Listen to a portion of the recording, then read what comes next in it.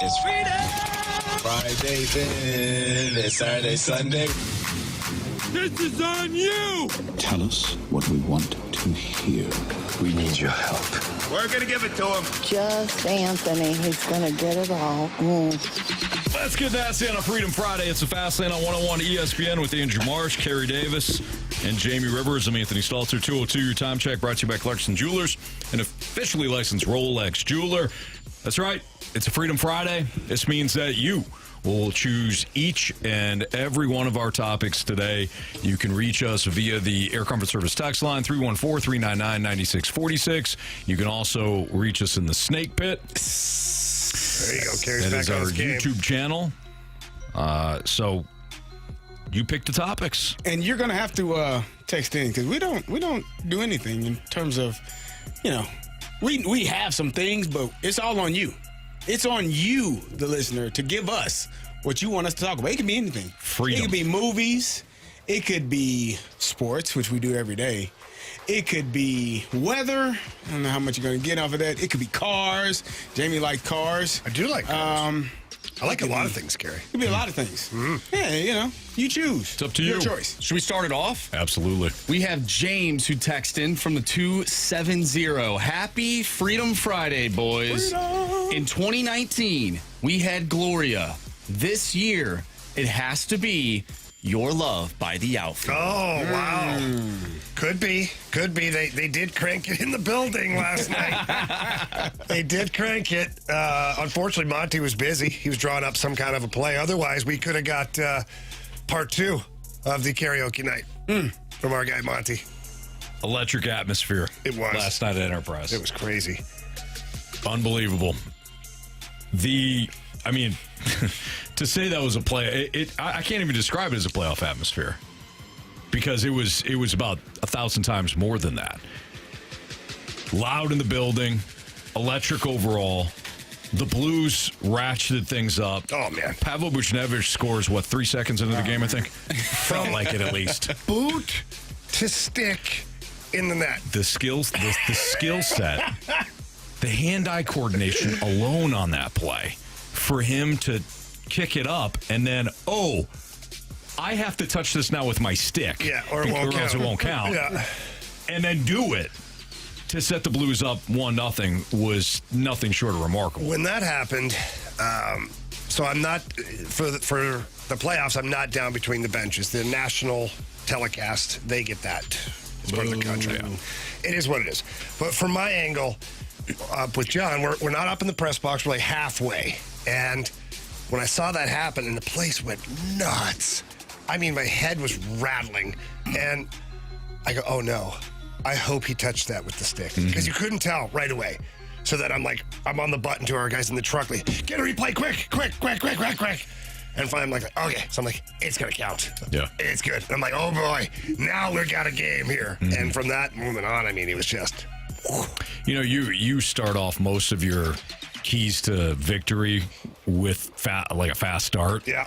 I don't think you could have asked for a better and faster start than what we saw last night. I'm not just talking about the goal. I'm talking about the way that the Blues were moving.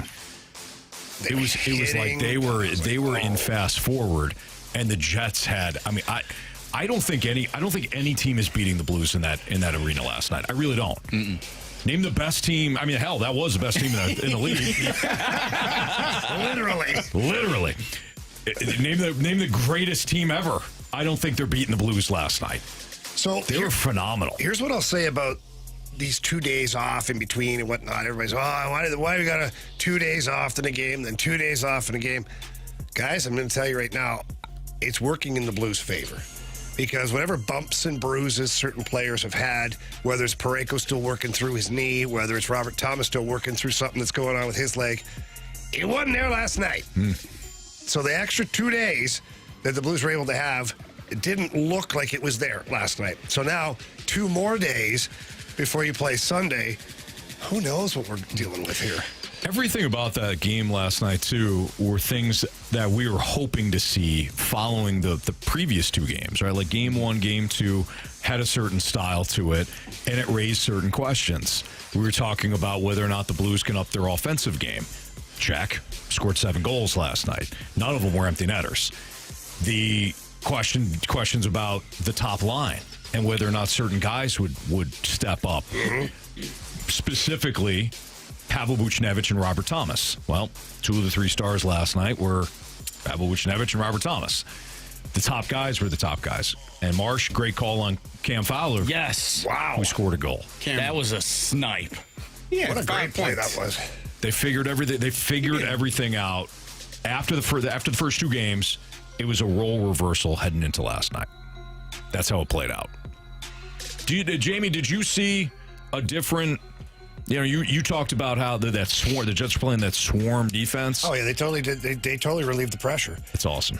Watch how many times, like even on the first goal, they went from the corner to the wall, up high, back, like just spreading it around, and then they got the puck to the net, and Booch does the old boot to stick and goal. So Which is how you draw it up. Yeah, exactly. No, the Blues did a great job. And how about, was it on the radio broadcast or was it on the pregame? I can't remember now because I've been hitting the head a lot. But at one point, I think it was on the pregame show last night on FanDuel. I was talking with Bernie and back and forth and Alexa, and they asked me about Hellebuck. And I said, well, most goalies, you want to try and keep the puck away from him at all play. I go, with Connor Hellebuck, I say give him the puck, take away the walls, and he's at some point he's going to give it back to you. And he did. And he did. I said that for game 2 that would happen. Just wrong game. Yeah, you said Binnington plays. I mean, both of you guys have been talking about how Binnington plays the puck much better than Connor Hellebuck, and yeah, it was right there and clear I don't know what HD. the hell he was doing. He didn't even look to, behind him. He just turned, and Thomas was standing right there. He scared the hell out of Thomas. It was almost like he forgot there was a game going on, and he just decided to pick up the puck. I think Connor Hellebuck is a fantastic goalie. I do. But I also think Connor Hellebuck can be his own psychological worst enemy. And I think we saw it rear its ugly head a little bit last night. Blues got to him early. He really didn't look clean the whole night. He just did not look right. They pull him, and the Canadian media is going nuts right now. Reading some of the articles and some of the social media stuff, there is a ton of pressure on Connor Hellebuck. If for some reason, Sunday, there's a squeaker or an early goal, the wheels might fall off of that thing, man. That's why it's so important that the Blues follow up that game last night with an identical start. I know you'd like to see the goals. I'm not talking about, but the way they came out. Yeah. The goals were a result of what they were doing. So, they said in 9 of his last 12 playoff games, he's given up 4+ goals. 4 more goals, yeah. That is absurd. This is how narratives stay a narrative until they're not. I mean, remember, Peyton Manning couldn't win the big one. Yeah. Peyton Manning would never win a Super Bowl until he did. Everybody just shut up. Things like this don't go away until you force them to go away. So if you're Connor Hellebuck, if you don't win this series, this is going to be there again next year. Or if you don't win the next series, it's going to be there next year. This is how narratives stay a narrative. His goals against average on the road in playoff games might be higher than the Cardinals bullpen's ERA. It might be. And I'm not kidding. Yeah. It's in play. It's in play. What is it? What is it? Yeah, what's the goals against? It's up in the, I believe, the 5s. Okay. It's probably lower. Yeah, I think the Cardinals bullpen still has it. I just want to check. Yeah. I mean, I appreciate the joke, and I think it was well made. But now you've actually sparked some interest in me. Well, let's look up that ERA. Yeah, this is a Freedom Friday. We can do whatever we want. Bullpen. There's no rules at all. There's no rules. Just right. Outback style. That's yours, isn't it? Yeah, I think so. Yeah. All right. Looking it up now. Still holding. Let's go to the relievers. I got to see this. We're doing bullpen Cardinals relievers? Yeah. The ERA? Yeah. It's probably not great. Reliever. All right. Over under. Marsh said an over under. For the bullpen? 6.5. I was going to say 4.5. I think Hellebuck is just under 5 or maybe just above 5 goals. So I would say 4.5, and I would go over. Marsh is a better joke than you thought. 5.11 for the Cardinals bullpen ERA. 5.11. That's not funny at all. Yeah, do you feel better or worse about the situation? Just overall. I do think that the Blues played incredibly fast last night. Now, they're not the fastest team by any means necessary, but what I thought they did really well was make the Winnipeg Jets look very slow. They had nothing.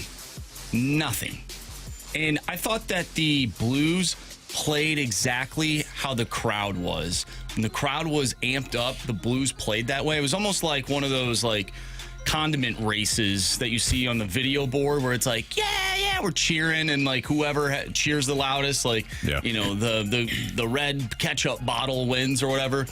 Like, I felt like at the start of the second period, there was a little bit of a lull, and that's fine because, you know, people are in the bathroom, they're getting drinks, they're coming back from, you know, being in line and whatnot. But once the crowd came back, the Blues started getting ozone time in the second period. And I thought they had a couple chances to score on that end of the ice in the second period. So I thought overall it was a fantastic game. I just told Jamie before we walked in here, I've been to a lot of Blues games. That might have been the loudest game that I've been to in terms of like right before the game started. It was incredible. Incredible atmosphere. I was texting with neighbor Dave today. Oh, wow. Who said he went up and saw you, said hello. Yeah, in the bathroom. No, it wasn't in the bathroom this time. Oh, no? It was last night. Oh, was it? Yeah. Oh, yeah. He said, I don't think Jamie recognized me. I said, well, I'll criticize him for you. He goes, it was loud last night. It was, and he's, you know, he's got season tickets. Yeah. And his body's kind of. Let me explain the situation a little bit, because He said you were swarmed. Yeah, it was nuts. So usually when I'm down between the benches, you know, I'm isolated. Like, the glass is around me. I go down, and the only people I come in contact with are the players. The players don't care that I'm down there, and I don't really care about them that way. Like, they're, you know what I mean? Like, it's no big deal, Anthony. You know? got you. I mean, look at him. It's no big deal. It's no big deal, You're around professional hockey players. I mean, I played with Gretzky. It's not a big deal. You guys don't impress me. Among others. Let's just name them. Quite honestly, there's quite a few. Brad Hall. One day, Tatsuk. one of my friends, one of my buddies back home, he started a list one day of players that I'd played with, and then like 1 degree of separation from other players. You are the Kevin Bacon of that game. It was like insanity. I'm sure. Like, the people that I was like direct, like I could get a hold of somebody because I knew this guy or I played with this guy. Yeah. It was nuts. Anyways, I am way off course. But last night, because I'm up where John Kelly does the broadcast, like where we are is an isolated little area, but nothing else is. So if we have to go to the bathroom, get water, whatever, we got to go out into the concourse, which is fine. Warm up, first period. But second intermissions where I had to go and use the bathroom, and people have had some beers. They've had some beers, and I mean, it was awesome. But everybody wants to talk, and course, you know, and so I'm thinking, Rivers, hey Rivers. They're like, hey man, like go Blues. Yeah. Like, it's actually an awesome environment. It's totally cool. So But you are working. If neighbor Dave got lost in the shuffle somewhere, No. I Listen. apologize, but He said you were swarmed. He said hello. He didn't say this. I'm saying it. You're a piece of crap for not recognizing him and saying hello. I think I remember it now because I was trying to get back to the booth because at the 5-minute mark, we have to be on our headsets. And I'm watching the time tick through the doorway. What do you call those things? The tunnel thingy? Yeah. Okay. Concourse? I'm on the concourse, but I'm looking through the opening out into the rink. Anyways, and I can see the clock ticking as I'm like, and people want to take pictures. They want to talk about the fast lane. They want to talk about the Blues and like also, which is awesome. I absolutely adore that part of it. But at the same time, I'm like, I got to get back to the booth or they're going to be like pissed at me. Of course. John Kelly be standing alone without anybody to talk to. Right. They get it. By the way, from Sorry, neighbor Dave. Sportsnet stats as of last night at 9:42 p.m. Connor Hellebuck has a 5.44 I knew it. Wow. goals against average and an .858 save percentage over his last 13 postseason periods on the road. That clearly went up after 9:42. You were right. You were right. We all thought you were crazy, but you were right. Nah, if you saw the pictures he was showing us earlier, you still think he's crazy. I did see those pictures. And it just confirmed how crazy he is. Yeah.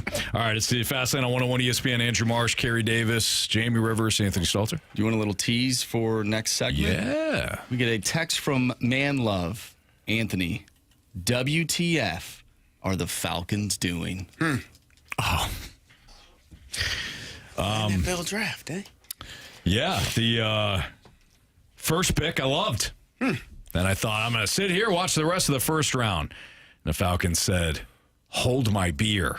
Not done yet. Watch us screw this up. Yeah. All right, Freedom Friday. Keep those topics coming in, and we'll handle another one next on 101 ESPN.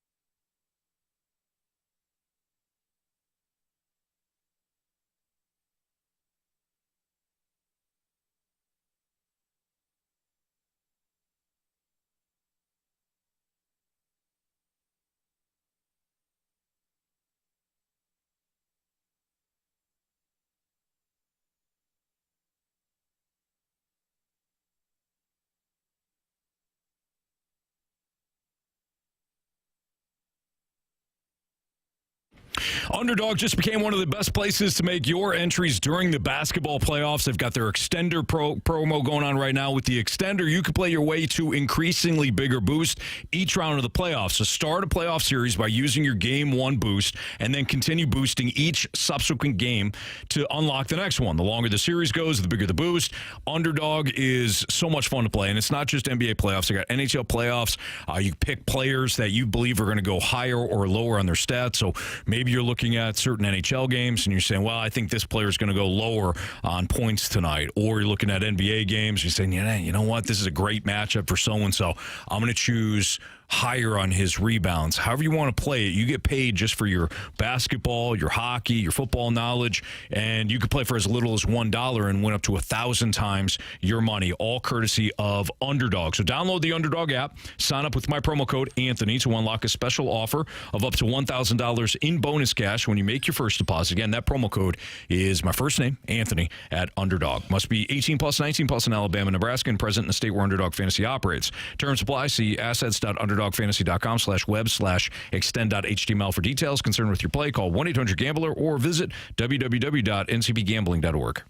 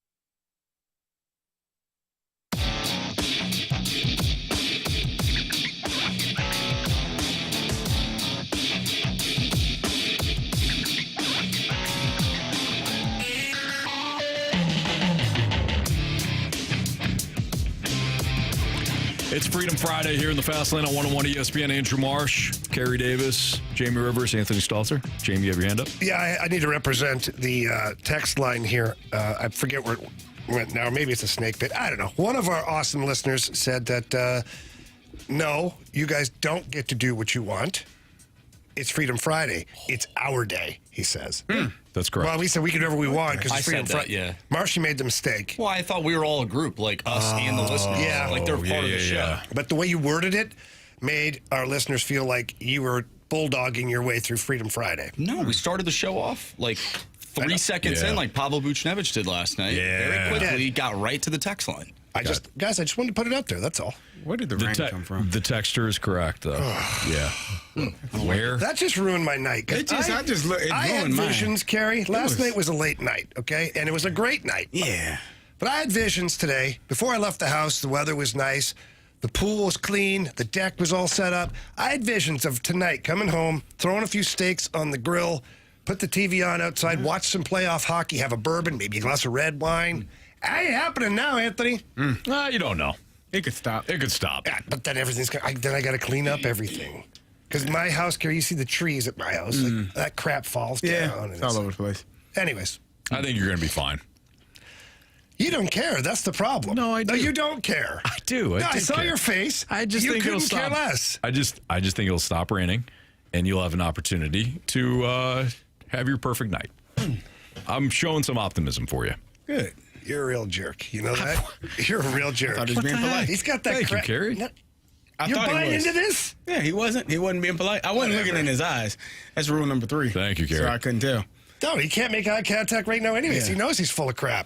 Marshy, I believe it's the listeners' Freedom Friday. So let's get back to the Don't listeners. look at me now. Yes, we get a text from the 618. Is it just me, guys, or is Howie Rosen for the Eagles a pure football genius? I continue to just love the Eagles drafts. Every year. Every year, the Eagles just draft football players. That's all they do. Well, I hope so. They draft football players. They draft guys that just can purely play. You heard it here first. The Eagles draft football players. As opposed to, like, the specimen that can run, Yeah. the 40-yard just having dash. fun with Or, hey, 6'5" in this. Like, this guy's elite mental. How did he do? What's the production? Oh, I didn't have any. But we'll make him into a player. The Eagles, your Steelers, the Ravens, like, they just draft guys that they know can play. And then when they plug them in, they're not shocked that they can play the game, as opposed to some teams that just purely go for the specimen and think, because they're arrogant, that they can turn them into a great player. Is that team red, black, white? That's one. They're not alone, but the Falcons are absolutely one of those teams. Oh, we're talking about the Falcons. You right? didn't like that pick? I love Jalen Walker You didn't love the second pick. at 15. I love Jalen Walker at 15. You didn't think, He's a dude.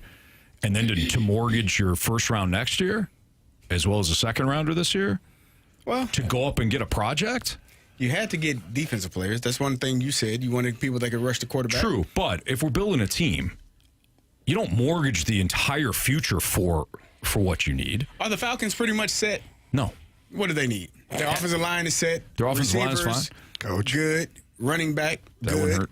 GM, they need a GM. Well, they can't get that in the draft. They'll have one. They'll have one next Have you year. ever tried? Yeah, these are collegiate players that they're drafting. They're not drafting 40-plus Do you year have old to men. draft a player? I mean, it'd be dumb if you didn't. They need a safety. They need a corner.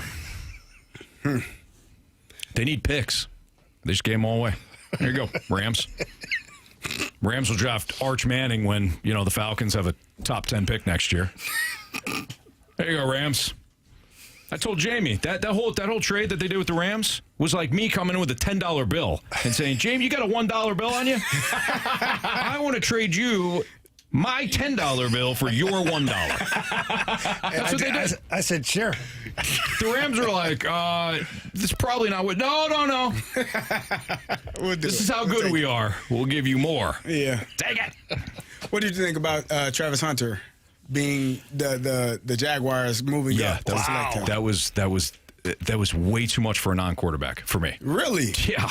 That ain't going to work. He's the best. That's not going to work out. He's the Shohei Ohtani of He's football. the best player in the draft. That that trade that they gave, that will not work out for the Jaguars. I disagree. I don't think Travis Hunter's that good. I definitely to be disagree. that high. I think he's good. But you know what I'm saying. But he's not a quarterback. You gave up that much. Though.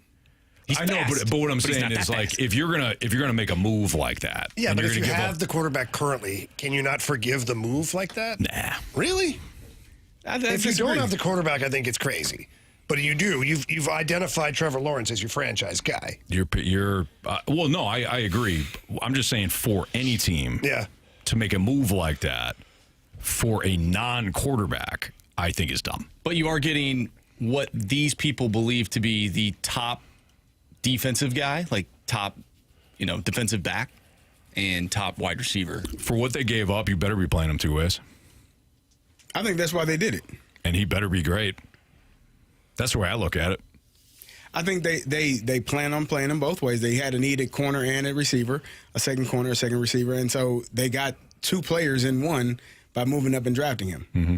And they lost their first round pick for next year, correct? Mm-hmm. You better be great. You better, and you better not be picking in the top 10. No, you hope that you aren't. Anthony, why are you so angry? What happened with the Panthers? Did you see that Falcons? I know, but he's angry. What about the Panthers?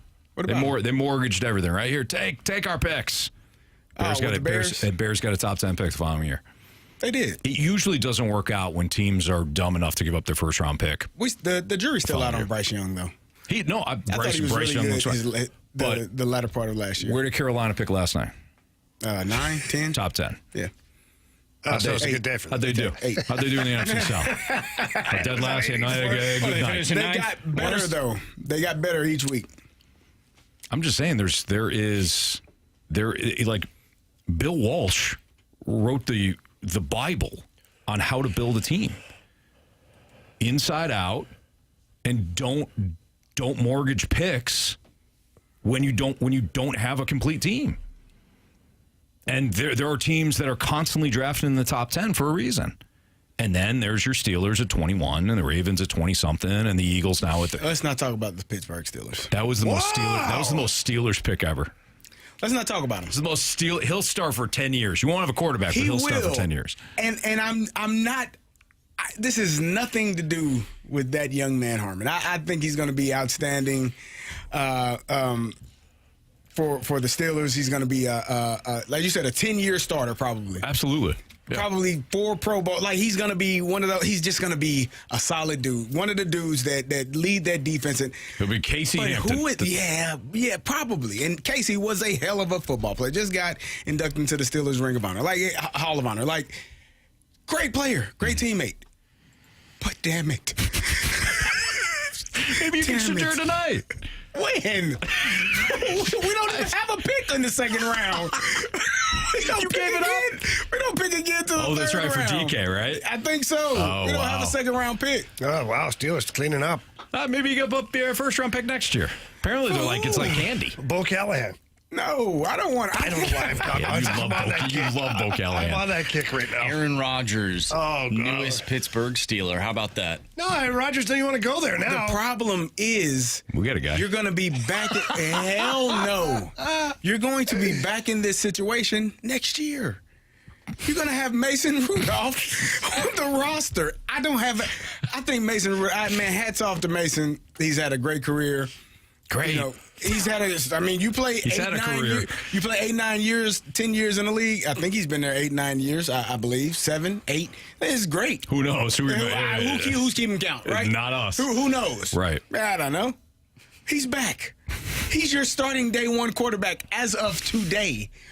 And you did nothing yesterday to try to alleviate some of that what could be an issue. You guys seem pretty disappointed today. Marshy, how'd your Vikings do? I liked it a lot. Fast lane! I texted my buddies. My buddies were like... And I didn't say fast lane. I'm pretty sure I know what you said. My buddies text me. They go, is this Shadur when Pittsburgh's up? I go, they'll take a DT or something. Oh, my God. Did you just felt like a Steelers thing to do. It totally is. And he's going to be a great player for them. I'm sure of it. Yeah, he's going to be a game breaker. Did you see the video of Ryan Clark reacting to he's like, Mason Rudolph, he went to Tennessee and got worse. Yeah. He did. Oh, yeah. wow. But you got a guard. Yeah, no, I'm happy about it. Yeah. Build from the inside We out. got everything we need. Yeah. And we'll get more. Your Bucks got a wide receiver. Oh, God, just what they need. Idiots. And Buka's a good player, but I'm like, what? Huh? Where are you getting him the ball at this point? Unreal. Your Lions got somebody that wouldn't fit through this I saw room. that. I That is saw a that. massive human being. Was he 400 pounds? DT massive. Hey, you want to stop the edge rush? Just Don't let anybody There you go. move. I think I'd plop him in the middle, though. Oh yeah. He wouldn't be on the edge. That is a nose tackle. Yeah. If there ever was one. You want to talk about the tush push, huh?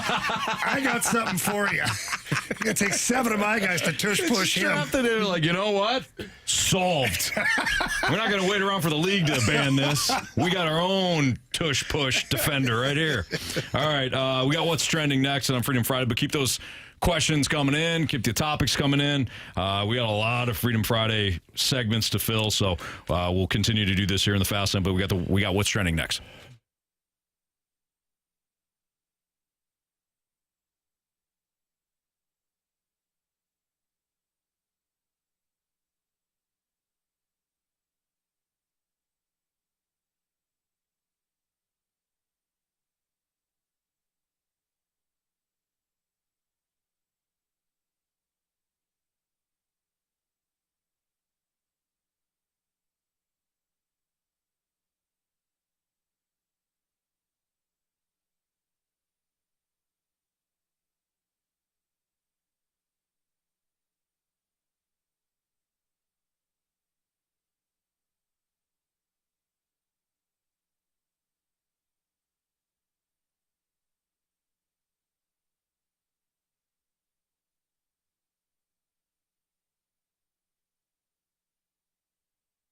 Hey, it's Carey Davis, and if you're looking for the largest selection of new Genesis models in stock and ready for you to take home today, then you need to visit Missouri's first and only standalone Genesis dealership. That's right, Genesis of St. Charles is conveniently located right off of Veteran Memorial Parkway in St. Peters, right off Mid Rivers Mall and 70. You can go in, stop in today, see the colors, see the models. If you don't see the color or the model you want, they can find one and they can build it for you. Let Genesis of St. Charles introduce you to the sweet life of benefits designed to exceed your expectations. Genesis owners get a complimentary scheduled maintenance of 3 years or 36,000 miles, whichever comes first. And if you're busy, say you got a lot of running around to do, you can't stop in, Genesis of St. Charles will help you with their Genesis Valet Service Valet. They'll service your vehicle without you ever having to leave home or work. A valet will come pick up your vehicle, maintenance it, and bring it back to you when it's done. A complimentary, as said, included for 3 years or 36,000 miles. Visit them today at Genesis of St. Charles, right off of Mid Rivers and 70. Get in today, check them out, see the models, see the cars that you like, and if you want one, pick one up. They're great. They're great people. They'll help you out. GenesisofStCharles.com.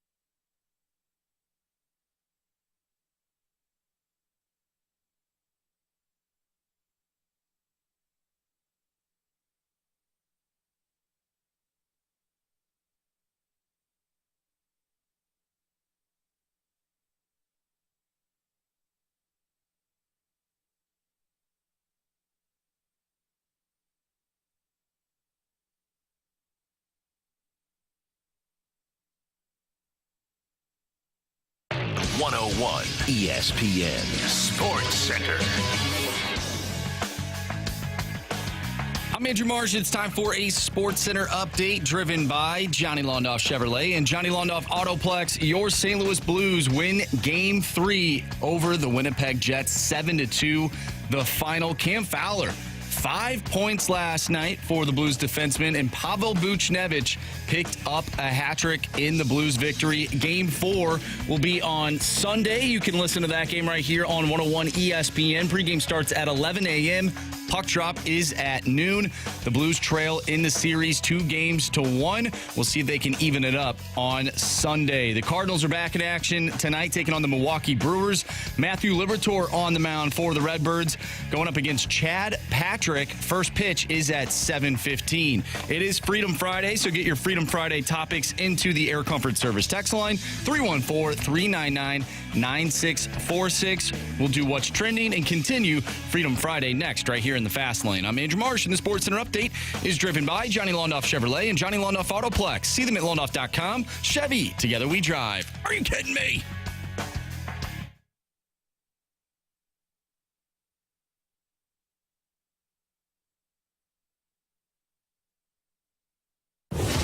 What are the hot topics in the sports world? What in the wide world of sports is going on here? It's time to find out with What's Trending, brought to you by Elite Comfort Experts. Heating and cooling with no gimmicks, just guarantees. EliteComfortExperts.com.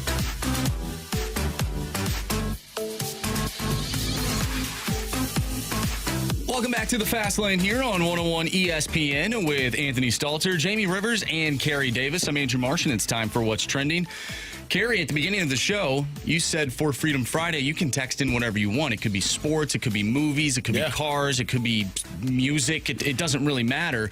We did get a question, though, from Chairman's pocket partner, CD. Since you're the most logical one on the show, I need you to settle a family debate. I'm sure we all love family debates. Yeah, Jamie. Continue, Marsh. Jamie, thank you. Have you not heard him go off? Have you heard the rails every day? What?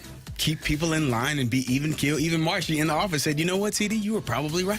Did he not listen to the show? A couple of days ago? Don't let the haters bother you. Continue, sir. We'll see if Carey is still the logical one after this question. Wow. This should be interesting. Very important question, and one that I've never thought of. We always talk about is Die Hard a Christmas movie? It is. Right? Okay. Is Forrest Gump a war movie? Ooh. A war movie? It has a war scene. I don't think that it's a love story. It is a love story. True. There are so many other scenes. It's not a love story. It's not a war movie. It is. He was in love. It's a degenerate person who took advantage of Forrest. Tomato. It's not tomato. Sometimes that is love. She was a bad person. Sometimes that is love. For a couple minutes. She was a bad. Well, a lifetime apparently. That's what that happened. Come on. Yeah, I like what she did to Forrest. She tricked him and then just dumped a kid on him. So he was in war. Jenna was fighting the war. She didn't want. She was against the war. She was protesting the war. Yeah, she didn't even have his back then. Yeah, he was awarded for his heroic actions in the war. But he's also a college football player. He's a ping pong Olympian. He was a guy that ran across the country and then just said, fast landed, I'm tired. Not going to do that anymore. He sat on a bench for a long time. He's a restaurateur. He on him and Bubba Gump. But people forget, he invented the smiley face, too. He did? Yeah, on the T-shirt. Yeah. Slogan. Yeah. And then, it happens. Yeah. Marketing advice. Like he's, guru. See, that's what makes me mad, though, is he had all this money. She knew what she was doing. Did he have money? Yeah, he had to. He had bubble gum. He was loaded with money. Remember? He had all the endorsements for his ping pong. Boat. Yep. And then she just conveniently comes back, finds him, and has a baby with him. Hey, what are you doing? She left the baby. Yeah, I know. Did he have a say in it? Well, Jenna had some bigger. I know it's his kid, but you know. Hey, Jamie, it happens. Oh, I know. What? Anthony, you know too. You were there. Years later, I saw that slogan. You know what? We get a great text from the 618 here. says it's not a war movie. It's a war documentary. Couple of people also reminding us that Forrest invested in Apple. He did. So, honestly, he did quite I well. had no problem with Forrest. So Yeah, no, I know where your issue. I know where your issues lie. if they made a Forrest Gump 2, what type of things do you think he would go through in like the modern day?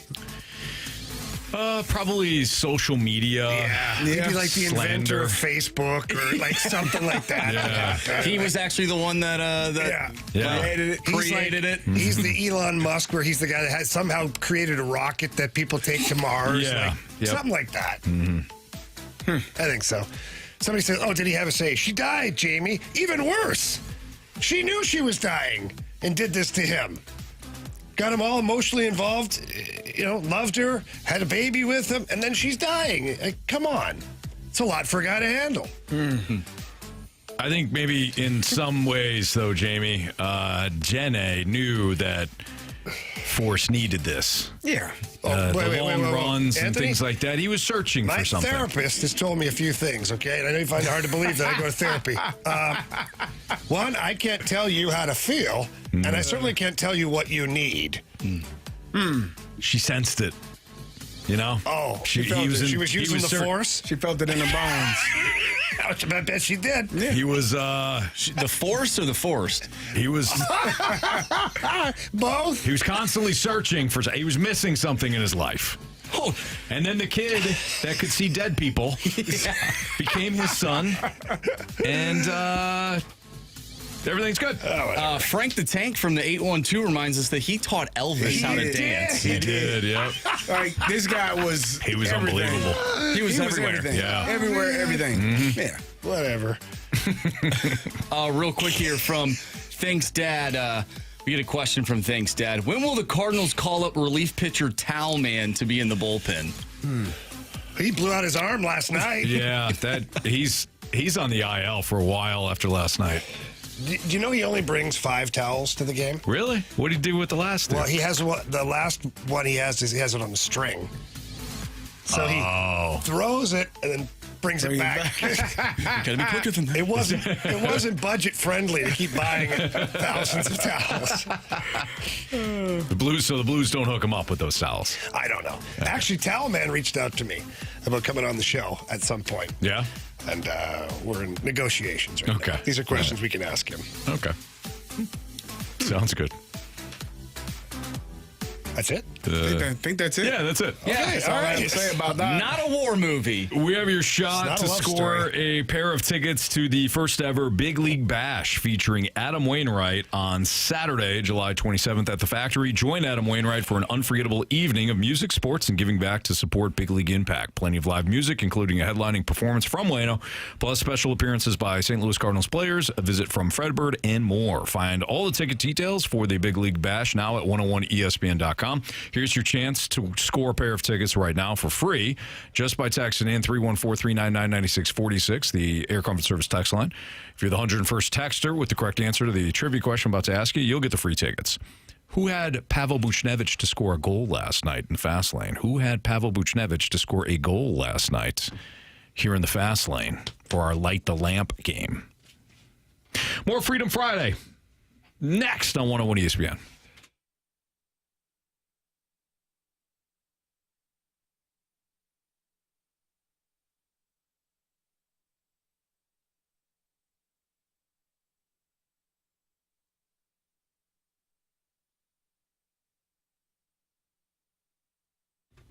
When it comes to finding your next new ride, why don't you head down to Herculaneum or check out AutoCentersNissan.com, because they have over 800 new and used vehicles all in one spot, all in one location. Talking about a massive location right off I-55 in McNutt and Herculaneum, just minutes from South County. The vehicles that they have at Auto Centers Nissan, forget about overpaying. They're priced to move. Plus, on new Nissans, you get a complimentary lifetime warranty and a 30-day return promise. So we're talking about serious peace of mind that you're not going to find anywhere else. If your credit has seen better days, if you don't know where your credit is, if it's maybe you've kind of fallen on some hard times, but you need a vehicle, no problem. Auto Centers Nissan Herculaneum, they've got the best financing department that you're going to find in any dealership.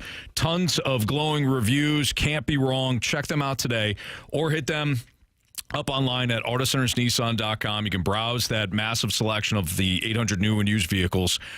Or, like I said, just head down to Herculaneum, talk to the great people at Auto Centers Nissan. Tell them Stalter sent you. It's Auto Centers Nissan. Big inventory, bigger savings, zero nonsense.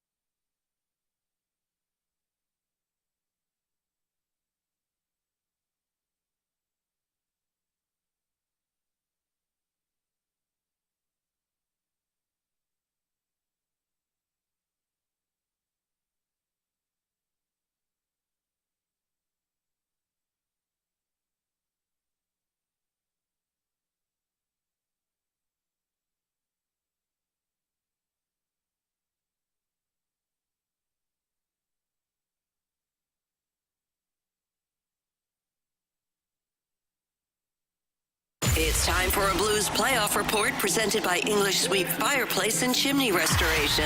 Schedule your chimney inspection at EnglishSweep.com.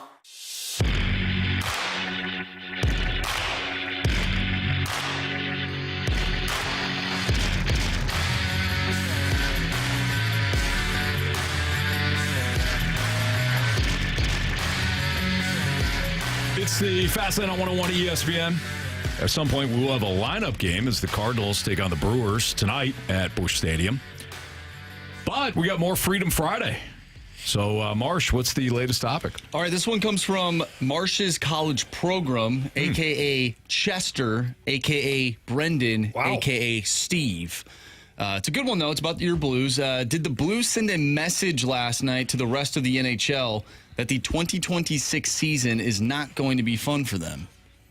I think they send a message to the rest of the league right now that 2025 is not over, quite honestly. And anybody who may have thought that the 12-game run, not that it was a fluke, because you can't, winning 12 games in a row is certainly, that'd be one heck of a fluke. Right. But anybody who thought maybe, okay, that's it there, no more gas left in the tank. They did lose 3 in a row. They managed to beat Utah to kind of limp into the playoffs. They got a good view of what the Blues were doing during that 12-game run. Yeah. And that's what it looked like last night. So if I'm the Winnipeg Jets, I'm certainly worried. If I'm the Avalanche, Dallas Stars, whoever else is in the Western Conference right now, you got an eye on what the Blues are doing, for sure. Why is Connor Hellebuck so good in the regular season, but just... Carey, no idea. What is that? Have you think about your time or any football quarterback that was really good in the regular season but never got it done in when the the playoffs? moment is just too much pressure? I think... Like Clayton Kershaw, when he got to the playoffs, before he won it. I just think that... But you don't count that one. I don't count that one, yeah. It was COVID year? Yeah. He hates that team. Well, he hated that team to begin with, so it's not fair to say that. Thank you, Jamie. You're fine. Okay. But I don't know what it is, because you think that the amount of talent that he has would prevail at some point. But it hasn't yet. It hasn't yet. And last night's 6 goals against him, not all of those were fantastic goals. So it looks like high under the bar is working, too. Every time they shoot it high over the glove, it's like, it's just got a shoot it chance. high. Yeah. It's probably going to go in. Which is weird because if that's the scouting report on him, I did some of the numbers. What's taking so long? I looked at some of the numbers, and he really, during the regular season, not really susceptible to the high shot. Now, what I haven't done is go into the playoffs and look at the percentages of goals scored in certain areas. Maybe I'll do that when I get bored and have too many bourbons tonight. But maybe that tells a different story. And then maybe he's just one of those guys that completely turns into something different. Like, you got playoff guys who turn into something miraculous for playoff runs, like Claude Lemieux, not a household name in the NHL. Had a really good NHL career, but won, I think, 3 or 4 Stanley Cups. He was money in the playoffs. Like the New Jersey Devils one year signed him. They didn't even care if he played one regular season game. I'm not joking. But then he scored like 22 goals in the playoffs because they knew he was a playoff guy. Yeah. Maybe Connor Hellebuck, so far anyways, is the opposite of that. Yeah. I don't know. That the misplay behind the net. I mean, that it's one thing to just look. You got to. Your head's not in It's the a game if bad you're doing night. that. Yeah, but that way. I mean, Jamie, you could tell us, but I think your answer is going to be pretty quick here. Like, what was he thinking? Like, obviously, he's great. He's going to play the puck, but it was almost like he was taking his sweet-ass time. I think he froze in the moment. Like, he saw Pavel Buchnevich coming, and then he didn't look at all here.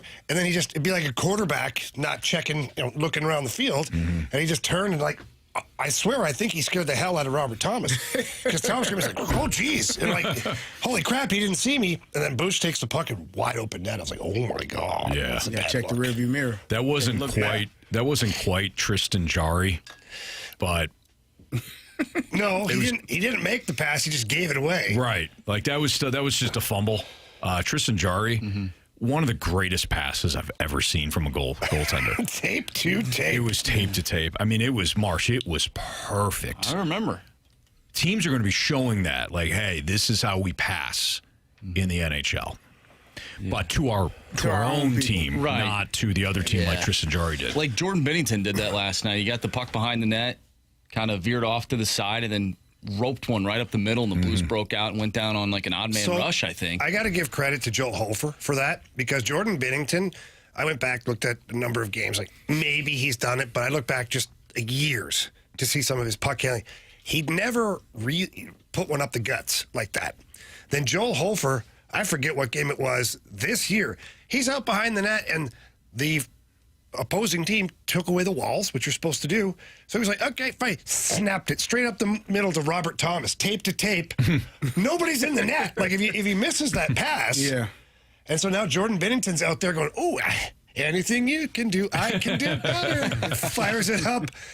It's as a defenseman, that is a dream come true. You skate back to it. You don't even have to take a hit. You just get open.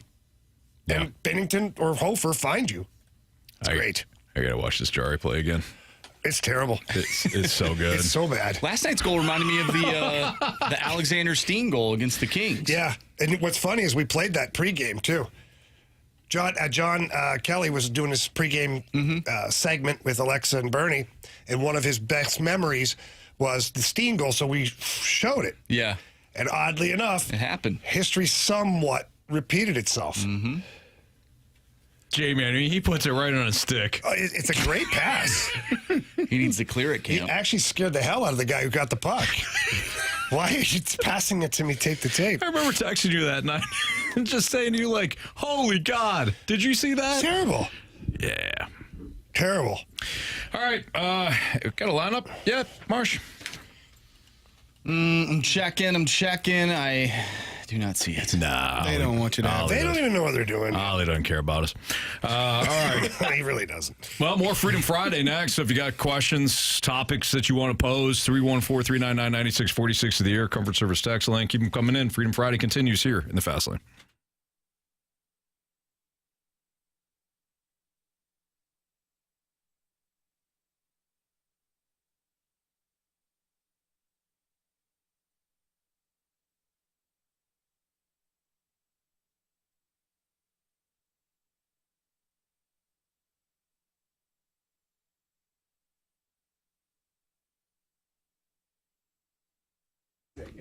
As a homeowner, I can't tell you how much I appreciate Green Envy, especially when I drive away from my house or when I'm coming to my house. And the lawn, I just mowed the lawn recently, and it looks fantastic. I don't have to worry about spraying for weeds. I know that if there's weeds, while I'm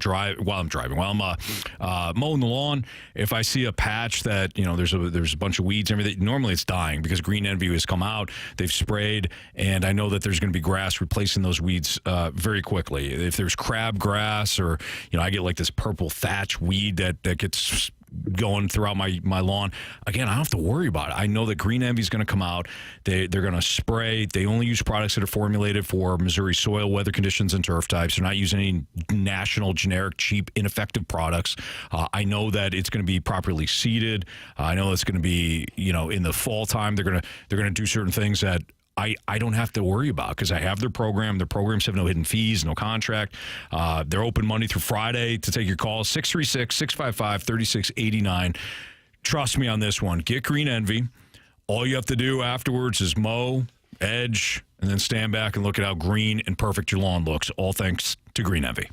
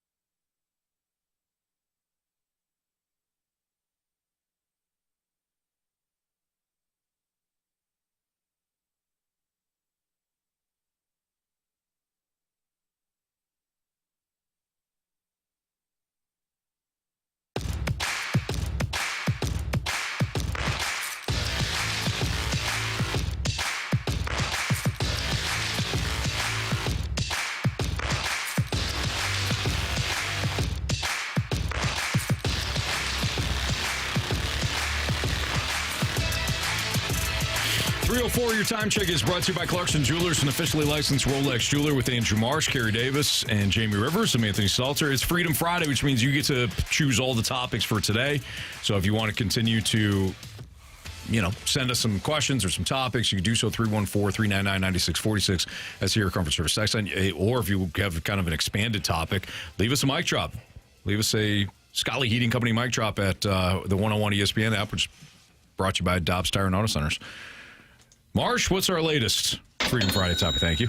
We get one from the 636. Is this losing skid for the Battlehawks a reflection of what this team is, or can they rebound? Oh, wow. Anthony, your thoughts? I really believe in Anthony Becht.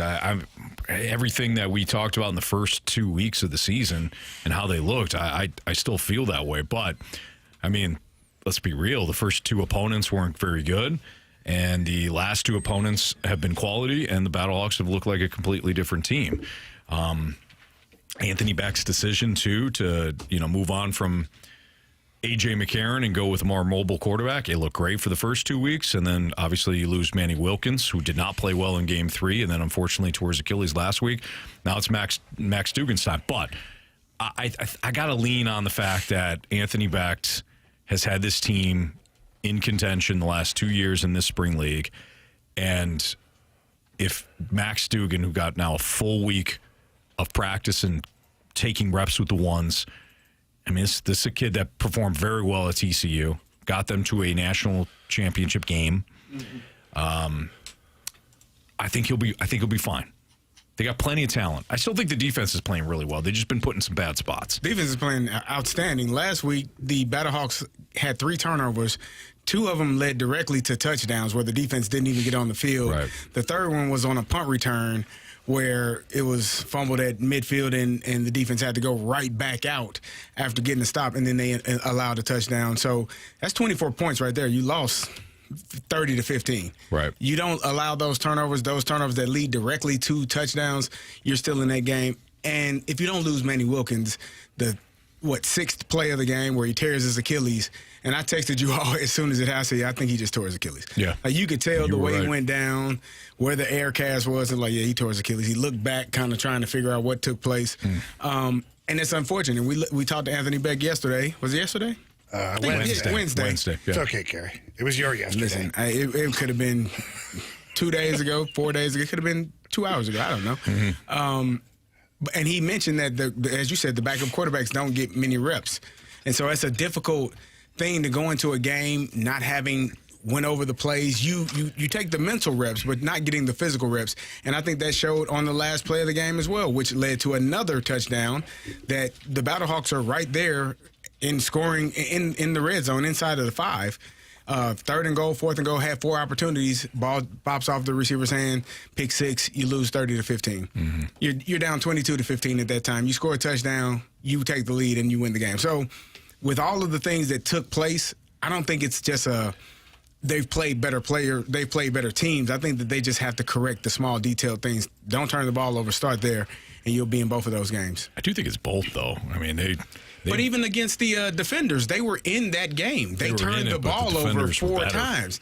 I don't think that they were that much better. I think it was they were better though. The offense turning the ball over.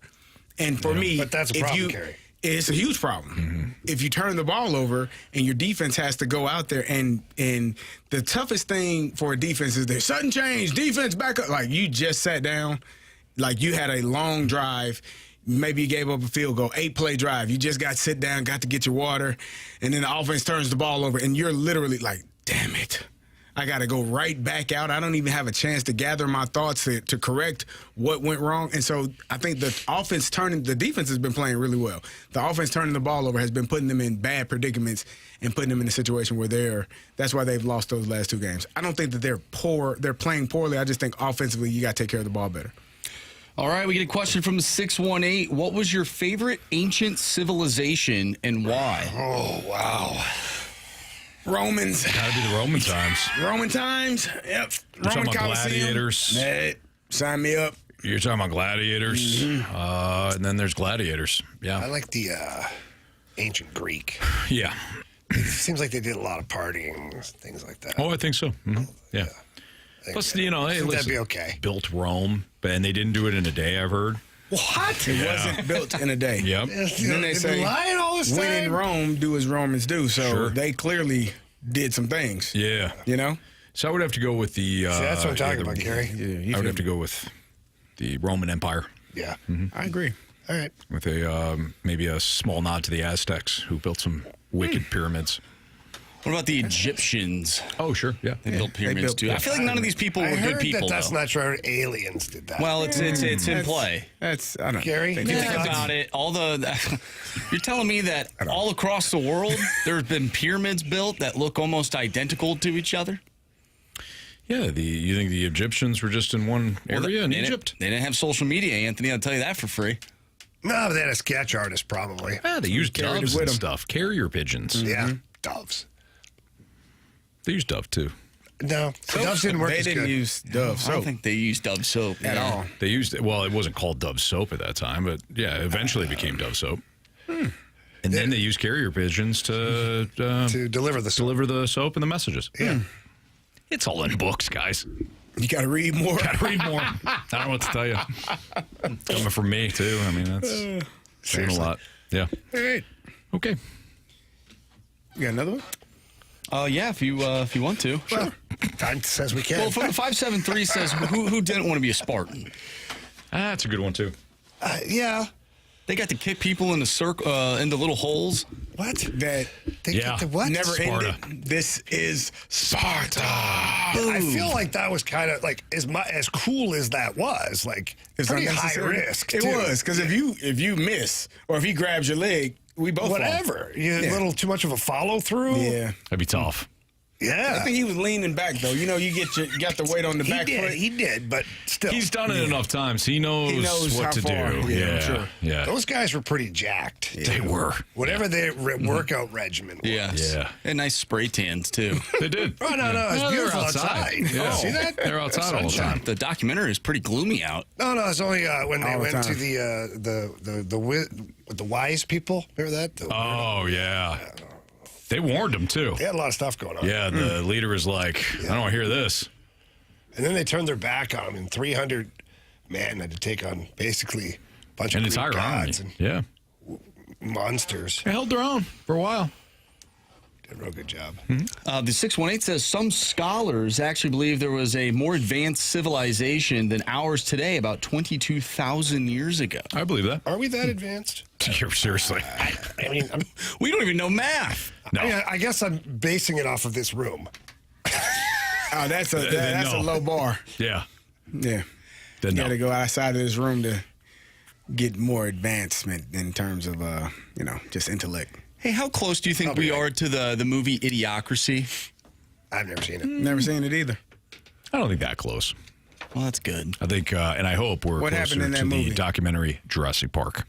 It's Fastlane on 101 ESPN. You can tee off with the morning after at the return of the Dotem Golf Tournament, gonna say the presented Jetsons. by Michelob Ultra. Guys, come on. Sorry. Come on. I'm sorry. May 29th and 30th at Oak Valley Golf Course and Resort. You can get your foursome together, just like the one we have here. I'm sure we're going to be playing in this golf tournament. What time is It'll it? be between 2 and 6. Probably. Get your foursome together for a full day out at the course with TMA, including complimentary breakfast from Donut Drive-In, lunch from Lee's Famous Recipe Chicken, all your Michelob Ultra, the 100 West Dental closest to the pin competition, a long drive contest, courtesy of Pondoff's Anonymous Recovery Podcast, and an after party with food from Texas Roadhouse on Thursday and Super Smokers Barbecue on Friday. Registration is now open with a portion of proceeds benefiting the St. Louis Hero Network in honor of Brian McKenna. Find all the Dotem info now at 101ESPN.com. We have a lineup, which means we will play the lineup game next on 101 ESPN.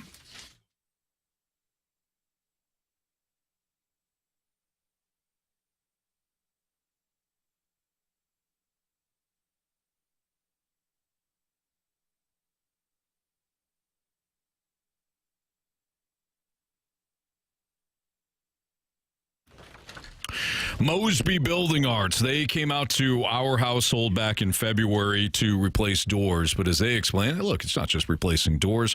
There was an issue that we were having in the basement where the water was coming in through the basement. It was all because of some steps, some patio steps that were installed kind of wonky, and wound up being the issue that caused a lot of the problems with the doors. But I didn't know that. I tried to replace some things down in the basement thinking that, okay, this is the problem. Or when it kept rain coming in, I was, all right, well, I'll just caulk around the door. I didn't know what I was doing. I tried to be, somebody that was proactive, but Mosby Building Arts, when they came out, they explained, look, this is not something that you can handle. They're the right remodeling company. They don't cut halfway through a job. They don't cut corners. They don't have any hidden costs. They have honest pricing with high quality work. They don't just tell you how they're going to do the job and then fail to deliver. They're constantly updating you on what they're doing and making sure that if you have any questions, that they're answered. Most Building Arts, they do it right. I wouldn't trust any other remodeler in my home. Highly recommend them. Don't risk hiring the wrong team. Call Mosby Building Arts, the right remodeling company, at 314-909-1800, or visit callmosby.com to schedule your free consultation today and see the difference for yourself. Again, Mosby Building Arts, the right remodeling company.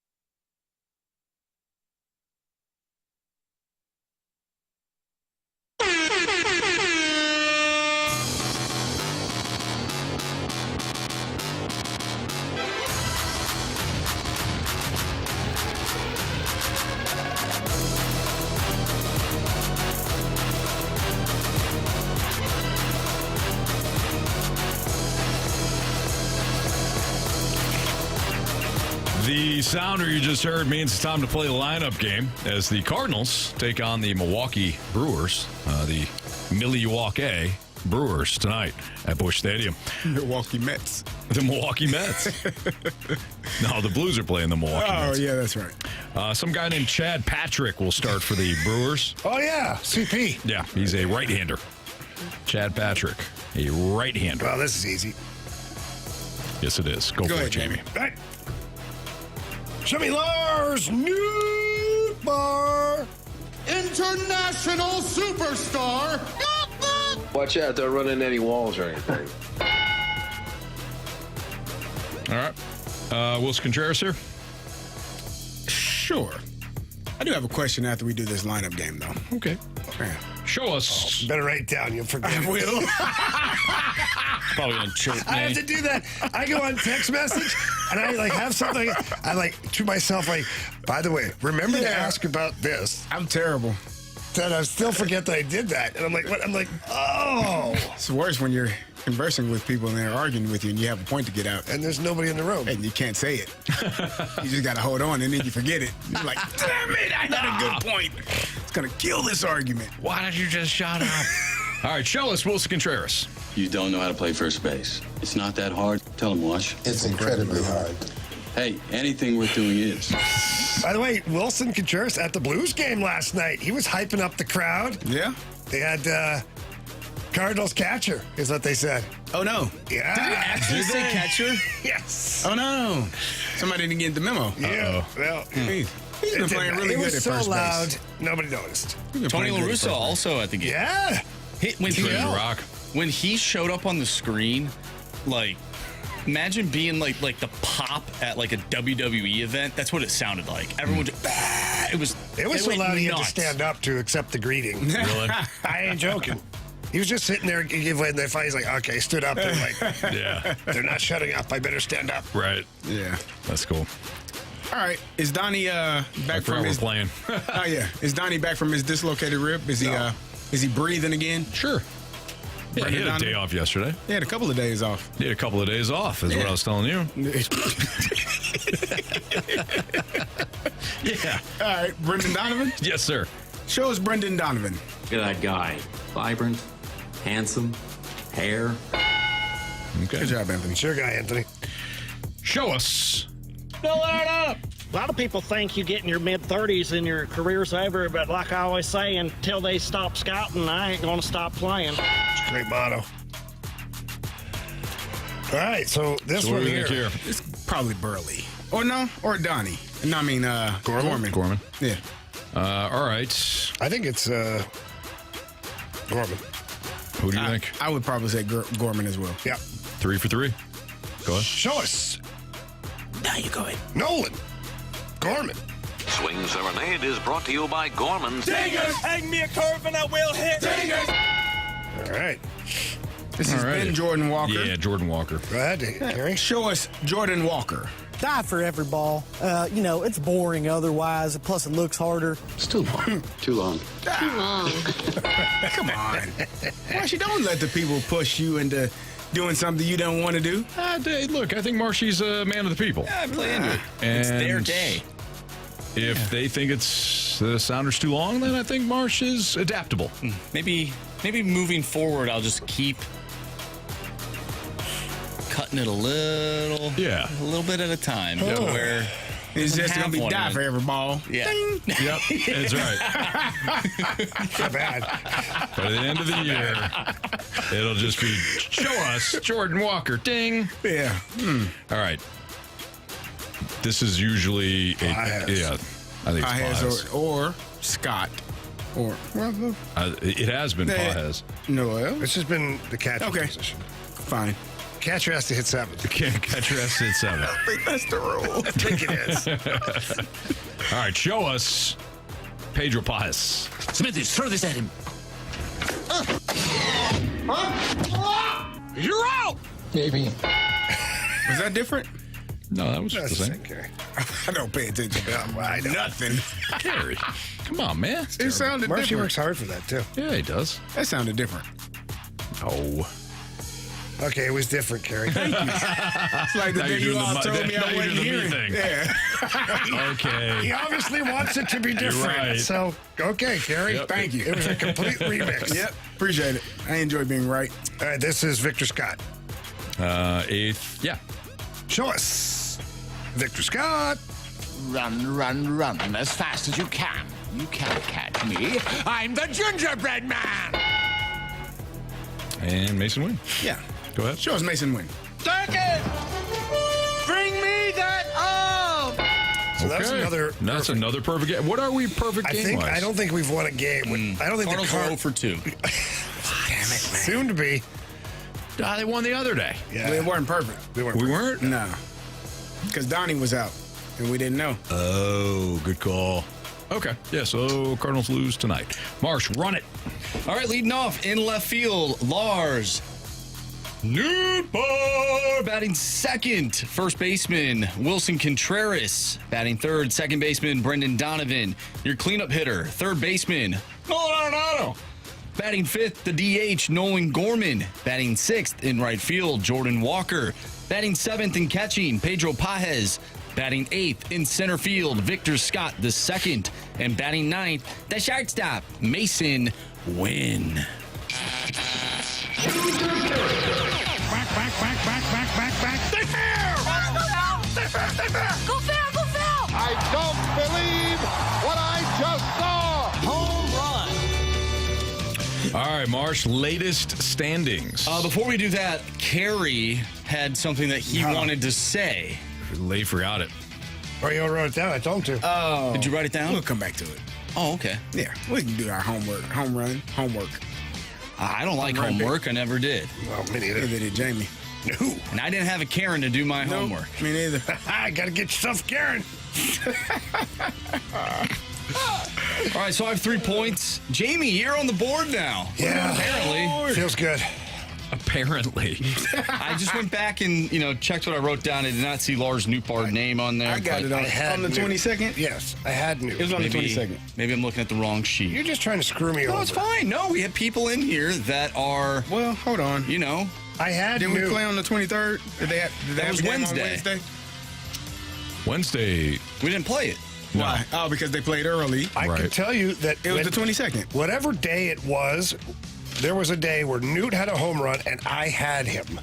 The 22nd. Yes. I trust, but I'm going to verify. Same damn thing, Carey. I said I trust you, but I will verify. He did hit a home run on Tuesday. Yeah. Newt did hit a home run. Yeah. I think My he did. issue was I didn't write his name down, Well, I that's got a it written you down. problem. but I have other people written down. Yeah. I got it right here. I would not give him a home run. Yeah, I had Newt. Right here. JR Newt. Left field. He was batting first. Take your That's word for every it. Take your word for it. Well, you have 2 points now. Disgust me. You have 2 points. Good job, Jamie. Thank you, Carey, for having my back. I got you, man. Anthony didn't say a damn word. Right is right, wrong is wrong. 30 seconds ago, I said, you did have Newt. But you didn't follow it up. After that, I looked over again. You're like, I don't know. Because you had your whole, you're rubbing it around in your bag. Marcy writes everything down. You got something out of your bag. I did. And then you looked at something. I looked at the damn lineup that Looked like we a do. blank sheet of paper, and you said, look, this is... Every day I write these down, Anthony. Every day. Every day. I'm just going to pick somebody. Yeah, go ahead. Give me... I think Mason Wynn hits a home run tonight. Catch this, Anthony. I'm going to write it down. You go Mason Wynn? Who's your guy? Is it me? Yeah. Oh. I got Nolan Gorman today. I wrote it down. Gorman. Write it down, Andrew. Throw me a curve and we'll hit I do. I write them all down. But you didn't that day. I'm going to... In the break, I'm going to go find that sheet because I have about 200 pages So you worth go of do all that. of our And shows. don't come back until you find it. Eric Yates from the Snake Pit says, nobody cares about your bets, talk sports. Eric, we'd all be better if you would just shut your yapper. No, it's Freedom Friday. Sorry, Eric. You can open said Today's the yapper day. and If continue the to other complain. No. person is in the Snake Pit that likes to chirp us and complain, he can have his day as well. We need the snake pit to just... All right, who's your pick, CD? I'm Take gonna care of go that. with. I think it's time for Luke and Baker. Whoa! Off off the the bench. bench. The old Wow. 10-pointer. And hit a home run. That's a bold move. All right, I'll just take Arenado. Don't be so excited. That was really No, I bad. don't care. so. I'll just take our. All right, do we have our special guest coming up? Is that locked in, guys? Jamie, What'd you Marsh, say? our special guest, is he locked in? Yeah. Well, No Jamie, way. tease it. Coming up next, a guy that can really dry you off. 101 ESPN, the fast lane. What was that? I just did trying to think of something creative. I panicked.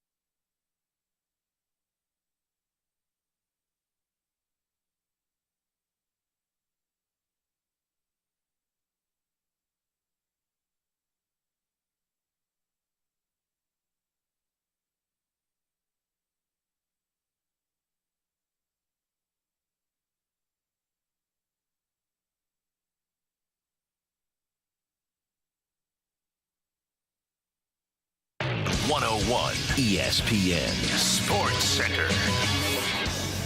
I'm Andrew Marsh. It's time for a Sports Center update brought to you by Saliga Heating and Cooling. We just did the lineup game as the Cards take on the Milwaukee Brewers tonight. Matthew Liberatore on the mound for the Cardinals. He'll go up against Chad Patrick. First pitch is at 7:15, Anthony. 7:15 first pitch. Chad Patrick of the Milwaukee Brewers on the mound. Going up against Matthew Liberatore. The Blues, they scored 7 goals last night. They beat the Jets in Game 3, 7-2. We'll have Game 4 for you right here on 101 ESPN on Sunday. Pregame starts at 11 a.m. Puck drop will be at noon. We have a special guest joining the show next for Freedom Friday. This gentleman loves counting goals. That's coming your way next right here in the Fast Lane. I'm Andrew Marsh, and the Sports Center Update is brought to you by Saliga Heating and Cooling, a Daikin heating and air conditioning dealer.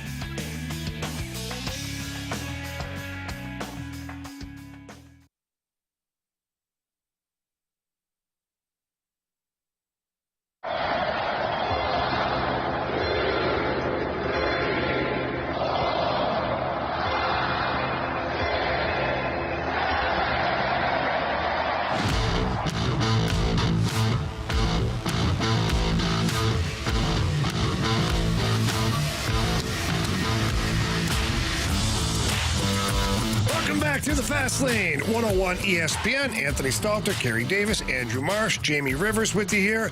Now we head out to our hotline and we welcome in the one and only Talman. Talman, how we doing today? Hey, we're doing good. Just out drying things off. Yeah, there you go. See, I knew the tease worked. Now, very serious question for you right off the hop. How many ice bags did you need for your shoulder after last night's performance? I think I had enough beers that ice bags wouldn't have mattered. Okay, that leads me to my next question. All right. If you had some beers in you and you're doing your counting in the towel, have you ever almost fallen over the railing at some point? Not over the railing, but I've stumbled on the steps a few times. All right. That sounds unsafe. Yeah, but there's a hand bar there, a grab bar that I make use of for because I'm getting to the point where I understand walkers a lot better and how they work. So, man, so the Blues score 7 last night. How's the old rotator cuff doing today? Like, you got surgery on the horizon here? Everybody keeps asking me. I don't think so. I think it's in good enough shape to do it. It does get sore. If I don't stretch and I get excited and try and throw it too far too fast, it does bother me. Yeah. All right, Talman. So for some of our listeners, look, everybody knows who goes to the Blues game or even to watch on TV. The Talman goes out and he counts down the goals. They ring the bell. He throws a towel, but. I remember from my playing days, you were doing it. Where did this start, and how did it become a thing? I actually went with a priest friend of mine, Matthew Midas, and we headed to Peoria when Chase and Twist and Nelson Emerson, the likes of those players, and Bob Plager was coaching. They had that great year. I think they won 18 straight. And Monsignor Midas asked me if I wanted to go watch a game with him because he was a hockey fan. And I agreed. We went down and we saw a group of people doing this down in Peoria. Didn't think too much of it the first 2-3 goals. But I think they scored 6, but the 4th, 5th, and 6th goal, and you've seen all 10,000 people counting. It's like, this is pretty cool. So that's where it came from. Now, do you get recognized in other places other than the arena? And if you do, is it still kind of awkward for you when people come up to you and start talking to you? This still boggles my mind, the places that I go that people recognize me. I don't know if there's any rhyme or reason for it. I know you're getting to see my ugly mug a little bit more than some of the things I'm doing now, but it's very surprising. Talman, we saw last night the Blues, they scored 7 goals, but it was a pretty physical game. It looked like I saw on social media maybe you got into a physical altercation with a former goalie. Can you tell us about that? A former goalie. I'm not sure if I. Oh, Mr. Eagle. Yes. Yeah. I did not expect that. There was a group of friends that went out, and I said, yeah, I'll go out there with you. And about halfway, we were about an hour in the waiting line to try and taste this gentleman's bourbon. And it was pretty quiet, so I started a Balfour chant. Oh boy! and about after the 8th chant, he yelled, "Don't make me come out there!" he makes a pretty nice product. I will say it's that's a shot you might want to take to the face. Had worse. All right, the Towel Man is joining us right now in the Fastlane on 101 ESPN. So, coming off of last night's victory, I imagine that you feel somewhat optimistic. But when you look at this series, Tal, man, you think the Blues tie things up on Sunday? I don't see any reason why they shouldn't, and why, again, the momentum switches. Yesterday morning, believe it or not, there was a station out of Canada called me to try and razz me a bit about what their team won 2 games. I'm like, woohoo! I think you got to win 4. And I expected the Blues to come out and win, but I based on the first 2 games, it's like we can play with these guys. But yet last night was, my goodness, that was just awesome. Perfect timing. But I don't see any reason that you can't take it. It's lightning in a bottle. We get a text from our text line, Talman. I've heard that the opposing teams hate the Talman count. It really gets under their skin. Do you take pride in trying to get under the opponent's skin with your counting abilities and throwing abilities? You better believe it. You better believe it. The only thing the skin that I get under more or gets under my skin is, well, you're married, right? No, Marsh, he's a free man still. Nope. Wait, were you asking Marsh that, or were you saying that was the question that... I should have known. I did hear that it was the number 2 most hated things going into the opponent's rink that they dislike the most. I think the cannon and Columbus is number 1. I'm number 2, and I'm very proud of that. Yeah. All right, last one I've got for you here. The business brain in me is trying to figure out, over the years, how many towels have you gone through? Do you get a sponsorship for towels?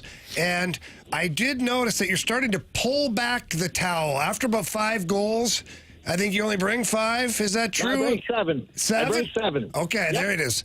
Anything more? You got the leash and you pull it back, right? Yeah, the first time I ran out, I didn't know what to do, so I grabbed paper towels from the restroom. Honestly, at that point, it should have been your jacket. Your jacket, your shirt. I mean, really get into it. I've had people suggest that I throw my underwear, and I said, but not without a winning streak in it. Oh, yeah, there you go. Wow, yeah. Well, Talman, we appreciate you coming on here today and chatting with us, and hopefully you got the arm iced up, stretched out, ready to go for Sunday at noon, big Blues game. We're hoping that you have to use up all your towels again. As I always say, as long as it's just one more than the other team, I'm happy. There we go, buddy. Well said. All right, man. Thanks a lot for joining us. Look forward to seeing a lot more of you as the Blues continue their playoff run. Thanks, guys. Let's go Blues. Let's go, baby. Let's go Blues. All right. Thanks, Tal, man. All right, there you have it. The one and only Tal, man. Yeah. Good stuff there from him. I was hoping we could get a counter. No. This is not Enterprise. This is that's his thing. And I feel like if it's here, he could lead the charge. No, Marsh. Sorry for asking Michael Buffer to come on and say, let's get don't say it. You can't even say it. You'll get. I know. No. You got to stop. You got to do that. And he wouldn't have the bell that goes with it. And then he couldn't throw a towel. And if he's driving, he's trying to throw something out the window. That's littering. It's just a bad idea, Marshy. That makes sense. Marsh is one of those guys that, like, he sees a comedian and he goes, "Hey, make me laugh. Tell me a joke, I'll laugh." No, Marsh. No. Okay? Do that joke you do. Yeah. You know the joke. You know And that then you one. just stare at him. Make the face. Yeah. I get it. The Finches were a bad idea. Some of them may have had salmonella. All right, it's Fastlane on 101 ESPN. We're going to continue our Freedom Friday. Hopefully you enjoyed a visit from the Towel Man. Good laughs there. And, 314-399-9646 is the Air Comfort Service text line. Keep those Freedom Friday topics coming in. Next in the Fast Lane.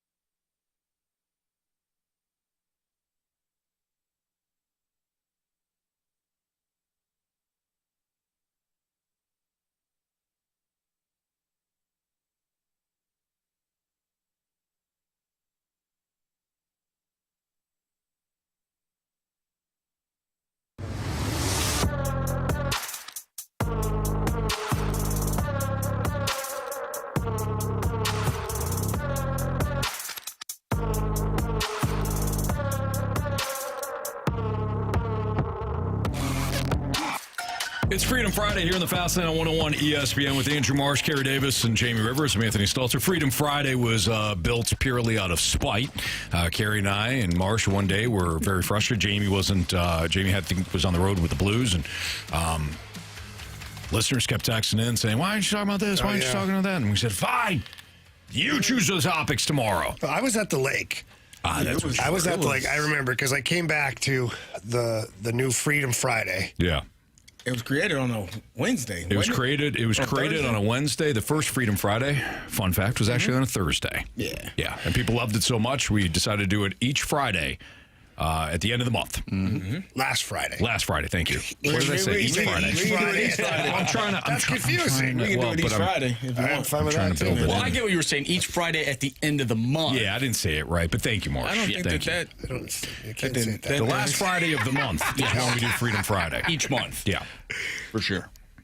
Okay. Was that funny to you, Carey? No, I just thought it was hilarious, yeah. I actually thought it was pretty funny. Anthony, tell me a joke. Make me laugh. Make me laugh. Do that magic trick. Yeah.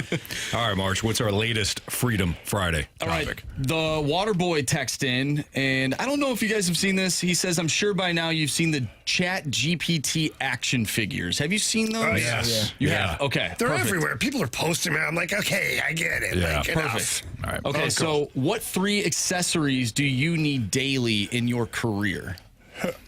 Oh, in my career. In your career. I mean, a microphone. Headphones for sure. Headphones, chair. microphone. I'd probably have my water. Yeah. I'm good. We don't need it. Nah, I do. I'd like to stay hydrated. I don't know about you see guys. that. Yeah. It'll kind of be the same even for, well, I got a lot of different things I do, so I kind of need hockey skates for, like, my every day, like if I'm doing coaching and stuff, but then Right. I don't really, I don't know. I mean, I think we need a laptop, computer. Laptop, microphone, headphones. Yeah. I think those are the pretty much three. what I take on the road with me to do the show. There you go. That's right. That's what I think that's the 3 easy. Like the internet, headphones, and a mic. Yes. All right. Yeah. What about a working chair? Well, no, we battle through. We've proven that we don't need working chairs right. on this station. Jamie will stand the entire show if So you far, need me. if you piss did me that off. at did that a couple months ago. What was it, last year? Wasn't it? I don't remember how it I happened. think you told him to sit down, and he's like, I will not sit down at all the whole damn show. That's what he said, sit down. I'm like, yeah, I'm right. I was joking, and then Jamie did not sit down for a show for like a month. Just in spite of me. What to do. And I appreciate it. I respect it. Yeah. All right, another question from the 618. How about the Packers never drafting help for Aaron Rodgers? But Jordan Love, they say, here you go. They didn't need to draft. Pick. They didn't need. You think that was a bad pick for the Packers? Yeah. The Packers didn't need to draft a first round. They got Devontae Adams, who was a future Hall of Famer, in my opinion. Was on the track to be one. They had Jordy Nelson, who was also one of the best receivers during Aaron Rodgers' career. Like, the notion that you got to draft him and you didn't give him help in the first. Who the hell can you wouldn't have been able to find a better receiver in that first round. I'm sure I would have to look at it than Devontae Adams, right? Who was a second round pick, if I'm not mistaken. Like, come on. That's nonsense. I love the fact, too, they're like, oh, I don't get them any help. Like, they were, one, like you said, they had Devontae Adams, but they were winning. Yes. Why? Because they got Aaron Rodgers a defense. Everything else. They got him everything else. Offensive line, solid. They had a decent running game. Yeah. He didn't need 9 wide receivers. So, hey, there you go. Go for it. You got a first round wide receiver. Golden? There you go. You don't like him? No, I don't think he's going to make the same impact that Packers fans believe that he will, just because he's a first round wide receiver. A late first round wide receiver, by the way. I just think it's nonsense. How many teams do you think actually nailed their pick? Like no brainer, nailed it. No brainer, nailed it. Or can you even say that with this draft class? I think it's tough. Nailed it. Are you also like taking into account the drafts trade? Like if it's a trade, like for example, we were talking about the Travis Hunter. I love Travis Hunter. I think they gave up way too much for a non-quarterback. So yeah, we would consider that the Giants. Everything. Giants with Abdul Carter, not with their second pick. I'm not mad about the second pick. I'm not mad. You needed a quarterback. You had Russell Wilson. You have Russell Wilson. You needed a quarterback. Mm-hmm. You don't like Jackson Dart? You don't like Jackson Dart? I'll say it this way. He's fine. Jackson Dart is better than... He's fast lane fine. He's better than, in my opinion, the who was drafted last year? Caleb Williams. Michael Penix, baby. Michael Penix. His guy, J.J. McCarthy. What? He would have been... Bo Nix. Yeah. Jackson Dart would have been the second quarterback taken last year. That's laughable. Come on, man. Really? Carey, do you drink and watch football? I do. He did show us the water. What? It's Freedom Friday. It's not Freedom Vodka Friday. There's no telling what's in there. Jackson Dart would have been taken maybe third. No chance. Last year's draft. He's not better than Bo Nix. Okay. Bo Nix had a pretty damn good year. If Michael Penix was in this year's draft, he'd be the number 1 overall pick. Okay. And if Jackson Dart was in last year's draft, he'd have been second or third. Caleb Williams Penix went third or seventh. I'm saying second or third quarterback taken, not second or third pick. Caleb Williams, Jaden Daniels. He'd have been third. Before Penix? Probably. No. Yeah. No. They would have, yeah. No. Because they would have went into his whole injury history. He's torn his ACL. I'm telling Jackson Dart would have been, I forgot about Jaden Daniels. He's been the second or third quarterback taken in last year's draft. I'll say this. The Giants still need a quarterback. They just drafted one, and they got Russell Wilson. What are you talking about? You heard me. I thought the Giants did well with their pick. I think they did well with their first pick. Patriots, Will Campbell. That was a good pick. I was so shocked that the Bears, we were talking about tight ends. Oh, we forgot Jaden Daniels. We didn't. You. Sorry. My brother's texting me about a hotel to stay at when he comes into town. We literally just said Did you say that? I clicked over to the text line. I was like, didn't. That's incredible. You did. It was groundbreaking. Damn it, Sean. Leave me alone. What is that hotel that's like 5 minutes from your place? Oh, man. This is what happens to me. The Bears taking the tight end, but not the tight end that I thought they would take. Because I thought Tyler Warren from Penn State, I think he's the best. He reminds me, and he went to Indianapolis. He reminds me of Dallas Clark. Maybe it's because of the number, but he ended up going to Indianapolis, which is a great pickup for them.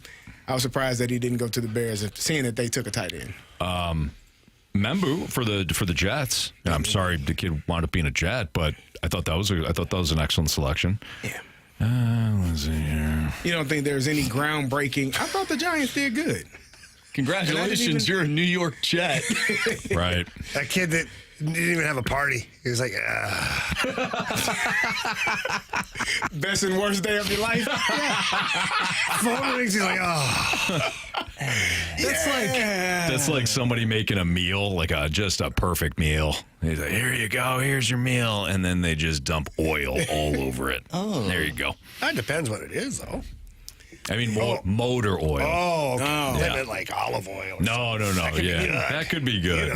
My Italian probably likes that. I won't knock any olive oil. No, I'm talking about motor oil. I'm surprised you didn't. I'm surprised you don't like Jackson Dart. Why? Because I am. Why would I like he's going to fold like a cheap suit in New York? You know why? Because Anthony sees Zach Wilson. I do. I totally do. Yeah. Is that who you see? I don't think to God. I don't think he's Zach Wilson. Oh, I think he's worse. I don't think he's Zach Wilson. I think he is a I could tell carbon copy Zach Wilson. And I liked Wilson before. Zach Wilson hurt Anthony. I got fooled by Zach. Not again. I look at him. He is a poor man's Zach Wilson. No. That's who he is. No. Poor man. The Giants are going to regret passing on Shedeur for him. I would agree with that. Now, I will say this about the Giants. They gave up significantly less for a quarterback than the stupid Falcons, who went back into the first round and said, just take our picks. Take them all. Rams, take them. For a guy who's going to be a bust. James Pierce? Yeah. Oh, yeah. He didn't get after the quarterback for a little bit. If the quarterback isn't running right at him, forget it. They say Dart is an upgraded Will Levis. Thank you, Rap Wiener. You're wrong. I think Jackson Dart can play. And maybe it was the offense that he was in. Yeah. but I think Jackson Dart can play. And I am still shocked that Shedeur didn't get drafted. But, you know. He's going to fall somebody that. He's going to go. He's probably going to be the first pick taken tonight. I think the Cleveland Browns, who were a team that people talked about moving back up into the draft to draft him, I think the Cleveland Browns taking with the first pick this evening. Scorpion asked us about, I think he's a Raiders fan. How do you feel about the Ashton Genty? Ashton Genty's a really good player. I'll say this exactly what I said about Bijan Robinson a couple years ago. You're not that good to be drafting position players like that, skill position players like that. Like, you have so many needs. Who's their quarterback? Thank you. Geno. Oh, yeah, Geno Smith. They signed Geno Smith. Yeah. They signed Geno. They got Brock Bowers. Like, they're going it's to not be. Desmond Ritter. It's definitely not Desmond Ritter. It's not. They had him. O'Connell either. No. Aiden O'Connell. Yeah, they got Geno. But I think you got too many issues on defense. I think you got too many issues along your line to be taking Ashton Genty. That's just my opinion on that. But Genty's a good player. Yeah. Just like Bijan, you knew he was going to be. Like, Genty's going to hit, but you're passing on a lot of impact players to take the running back. Sorry, Carey. All right, it's Fastlane on 101 ESPN. Wow. What? Wow. I don't know. What? We forgot Jaden Daniels. That's the best there. As soon as I said it to him, I saw your face. Son of a... We've all been there, Yeah. too. We've all done it. Yep. Where we've gotten sidetracked by something, and then we've, like, rejoined the conversation and say something. I mean, it's not like it's I the same look. It's not like I asked the same question to somebody like John Clayton. Okay. Rest in peace, John Clayton. Was that you or BT? That was me. You asked the question. BT asked the first question. It was about Alvin Kamara. And then it circled back around to me, and I asked him the same question. And BT looked at me, he goes, like that. And I go, oh, no. Because you know, as soon as somebody. I said it, I was you like, knew. Yeah. And then I'll tell you about John Clayton, though. He answered that question with the same passion that he answered it when BT asked him. Didn't miss a beat. All right, we got the Gauntlet next on 101 ESPN.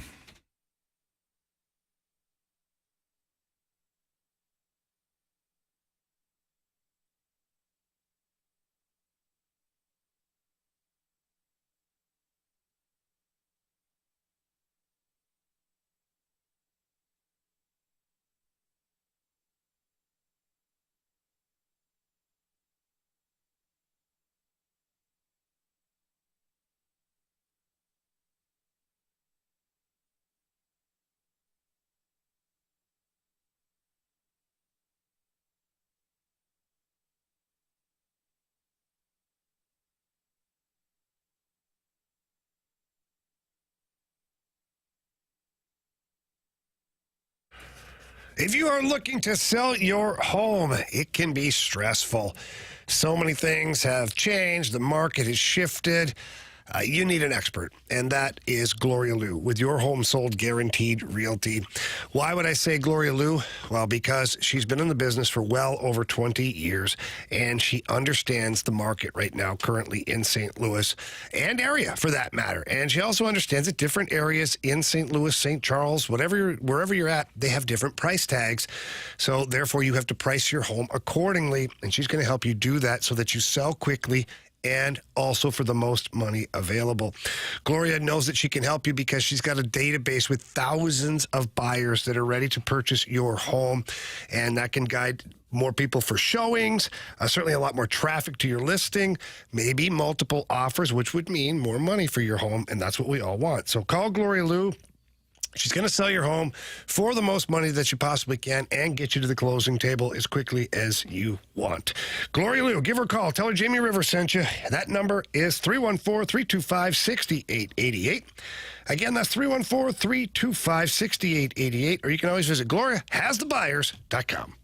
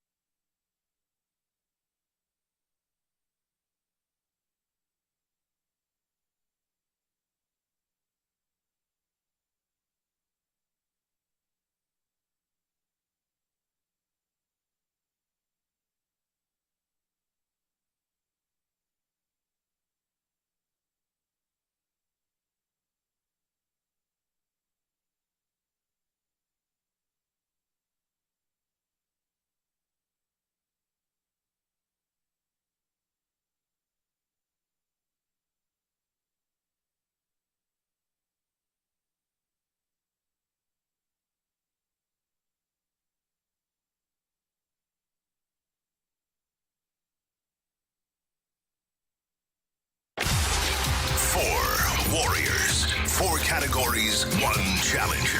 Can you survive the gauntlet? Brought to you by Blue Note Roofing. Roofing, siding, and gutters. Visit BlueNoteRoofingSTL.com for a free inspection.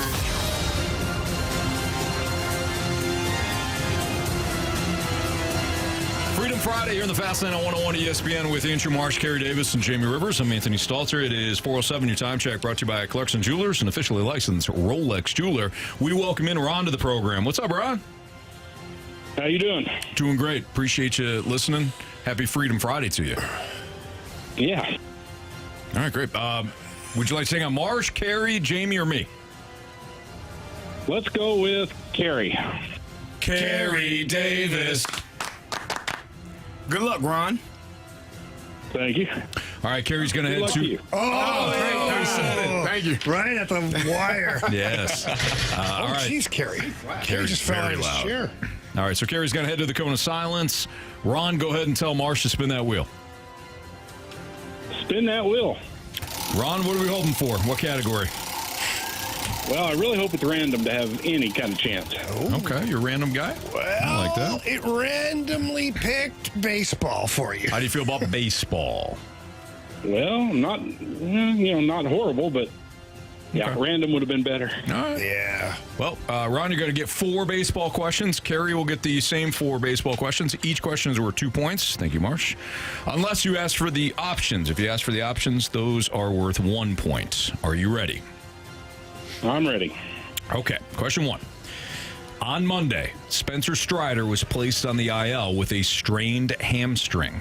The Atlanta Ace finished 4th in the 2023 NL Cy Young Award voting, fanning a league-high 281 batters. But who led the American League in strikeouts that year? Better go with the options. Sure. Blake Snell, Kevin Gausman, or Garrett Cole? Go Snell. Final answer? Final answer. All right, Ron, question 2. This year marks the Cardinals' worst start to a season on the road since their 1960 squad began the campaign 0-12 in road contests. Can you tell us the manager of said club? 1960. Oh, yeah. I better go with the options. I was afraid you're going to say that. Was it Solly Hamas, Eddie Stanky, or Rad Shanedeist? Let's go with Red Shanedeist. Final answer. Question number 3. Happy birthday to Kevin Kiermaier. The former Major League Baseball outfielder won a platinum glove as the AL's best overall defensive player in 2015 when he patrolled center for which team?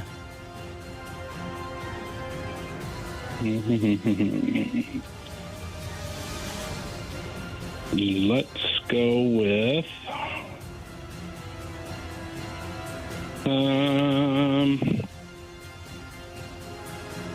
better go with the options. Of course, the options are the Tampa Bay Rays, the Philadelphia Phillies, or the Toronto Blue Jays. Let's go with the Blue Jays. Final answer. All right, Ron, question number 4. Legendary broadcaster Harry Carey actually spent the 1970 season in Oakland before he was hired to do games for another American League team from 1971 to 1981. Name that organization. You said an American League team? Yes, American League team, Harry Carey from 71 to 81.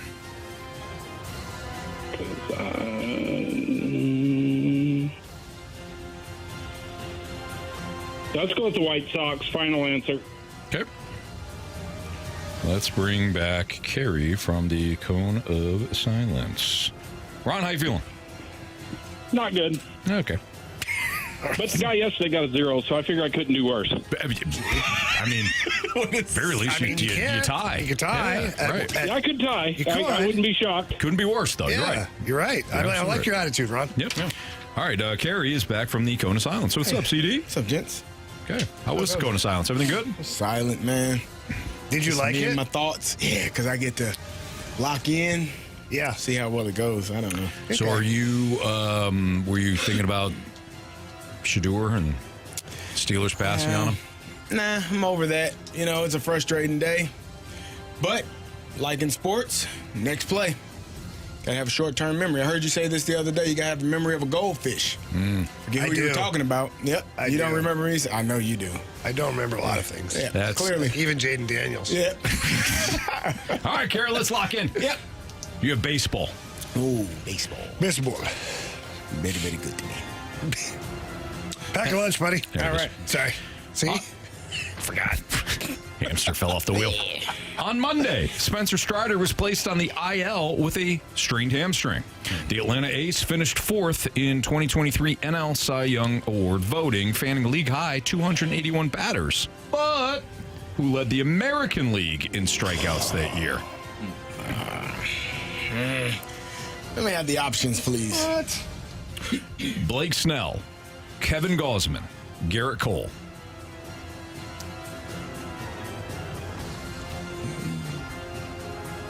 Garrett Cole, Blake Snell, or Gausman? Mm-hmm. Let's go Kevin Gausman. Final answer.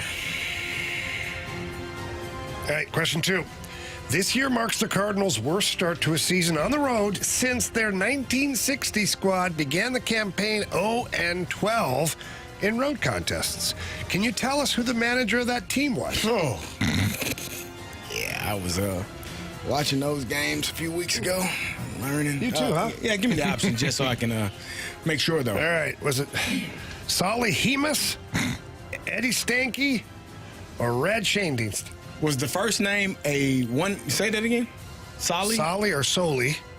Oh, Soli? Sorry, Jamie. I'd love to help you on this, but I have no fascinating idea. Well, in Canada, it's Soli. But here in these states, it's Solid. Yes. So Okay. Solly, pause, Hemus, Okay. or Hamus, Is that a real? Okay. Eddie Stanky, or Red Shanedean? I mean, Eddie Stanky would be interesting and fitting, seeing how your team was kind of stanky. Red Shanedean, you say? Yeah. Here's the third option. Let's go old Red. You know what? Do I want to take the Anthony Stalter approach with the name you don't even know? Or do I take the name you do know? It's always a battle. Do I go with B? Because Jamie always goes B. Tough choice there, fellas. Give me Red. No, give me B. Final answer. Stanky. The Stanky leg? Yeah. Question number 3. Happy birthday to Kevin Kiermaier. The former Major League Baseball outfielder won a platinum glove as the AL's best overall defensive player in 2015 when he patrolled center for which team? 2015? 2015. Oh, Kevin Kiermaier. Kiermaier. He won the AL what? A platinum glove as the AL's best overall defensive player. I feel like that's the Royals, but I feel like that's wrong. It's usually 2015. All right, if they're on there, I'm going to go with them, but give me the options. Options are the Tampa Bay Rays, the Philadelphia Phillies, or the Toronto Blue Jays. Glad I took the options. Rays, Phillies, Blue Jays. You said AL? Oh my God. Just repeat the question. Please. Happy birthday to Kevin Kiermaier. Former Major League outfielder won a platinum glove as the AL's best overall defensive player in 2015 when he patrolled center for which team? You asked for the options. The options are the Tampa Bay Rays, the Philadelphia Phillies, and the Toronto Blue Jays. I hate those. How the hell are the Phillies in there? So Rays or Blue Jays? Or the Phillies. Hey, not the Phillies. Rays, Phillies, Blue Jays. Oh my God. Yes, No, I'm serious. Uncle. Yeah, those were the Okay, options. all right. Let's go. I got a 50-50 shot here. Blue Jays, final answer. All right, Carey, here we go. I'm sorry that I want to hear the question over and over Yeah, I heard again. it 7 I didn't have times. somebody else take the test for me, Jamie. I gotta take my own damn You got test. the options 12 times. I have problems when questions don't make sense. And that didn't make any sense, so I felt like it was a trick. Had to be. Why the hell are the Phillies on there?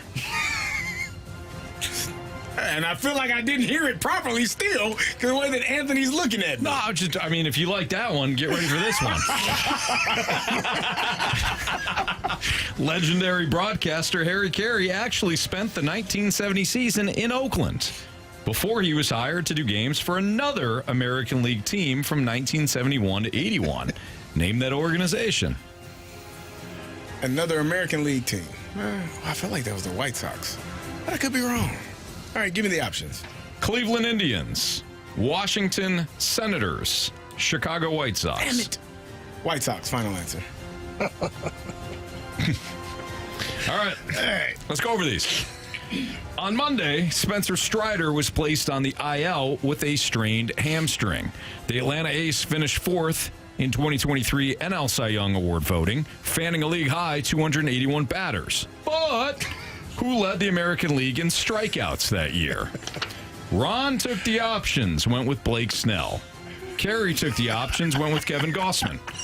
Correct answer is... I just saw the text. That's right, Kevin Gossman. Nice job, CD. Kevin Gossman was the correct answer. 237 strikeouts. I have no idea. 636. Good Lord. My son just had 2 birthdays during that question. Happy birthday and happy birthday to your kid. Tell him I said it twice then. And happy birthday to Kevin Kiermaier, who apparently won Platinum Glove as AL's best overall defensive player. So I did get the point. Carey's up 1-0. All right. This year marks the Cardinals' worst start to a season on the road since their 1960 squad began the campaign 0-12 in road contests. Can you tell us the manager of said club? Ron took the options. He went with Red Shandies. Carey took the options. He went with the old stanky leg, Eddie Stanky. Correct answer is... Well, it's Solly Hamus. Solly Hamus was the answer. Hamus. So CD still up 1-0. Happy birthday to Kevin Kiermaier, the former MLB outfielder who won a platinum glove as the AL's best overall defensive player in 2015 when he patrolled center for... Carey took the options, mulled said options, and then wound up with the Toronto Blue Jays. Again. Ron also went with the Blue Jays. Correct answer is... Tampa Bay Rays. The Tampa Bay Rays. Carey still up 1-0. Legendary broadcaster Harry Carey actually spent the 1970 season in Oakland before he was hired to do games for another American League team from 1971 to 1981. Name that organization. Wow, you guys both went with the White Sox. Correct answer is... Oh, it's the White Sox. Yep. But Ron didn't need the options. Oh. So we have... Gosh darn a it. I should walk-off. have just went with it. I knew it. 2-2 tie. 2-2 tie. Here we go. Closest to the pin tiebreaker. Ron, you're going to hold off on your answer, okay? Okay. Yep. Carey is going to write down his answer. Once he shows us, then we're going to ask you for your answer. No cheating, please. Closest to the pin wins. All right. But I want to do like Carey and waste about 5 minutes. I do apologize. Wow, Carey. I just fed it to you. It's all good. Here we go. MLB started with how many teams in 1901?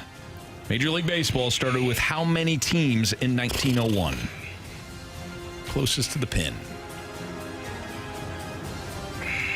All right, we got Carey's answer. Okay. Ron, what is your answer? I'm going to go with 8. All right. Ron. You have chosen poorly. You lose. Not today. Jamie, how many teams did Major League Baseball start out with in 1901? 16. Carey wrote down? 12. 12. Ron said 8. I just did. All right. All right. Ron, sorry, man. At least I didn't get a 0. No, you didn't. You got 2. No, you didn't. Got 2. You forced an It OT. was close. Good job, Ron. Nice job, Ron. Go have a great weekend, Ron. See you, buddy. I will. Goodbye. All right. See ya. Why are the Phillies on there? That felt like a trick question. I had to hear it, there but you had 3. They had to hear it multiple times then. Well, you could have eliminated them, yeah. I did. After I heard it the third time to make sure it wasn't a trick, a setup. Nice job. We will have a very quick Freedom Friday topic because that took 15 minutes. So Freedom Friday continues next in the Fast Lane on 101 ESPN.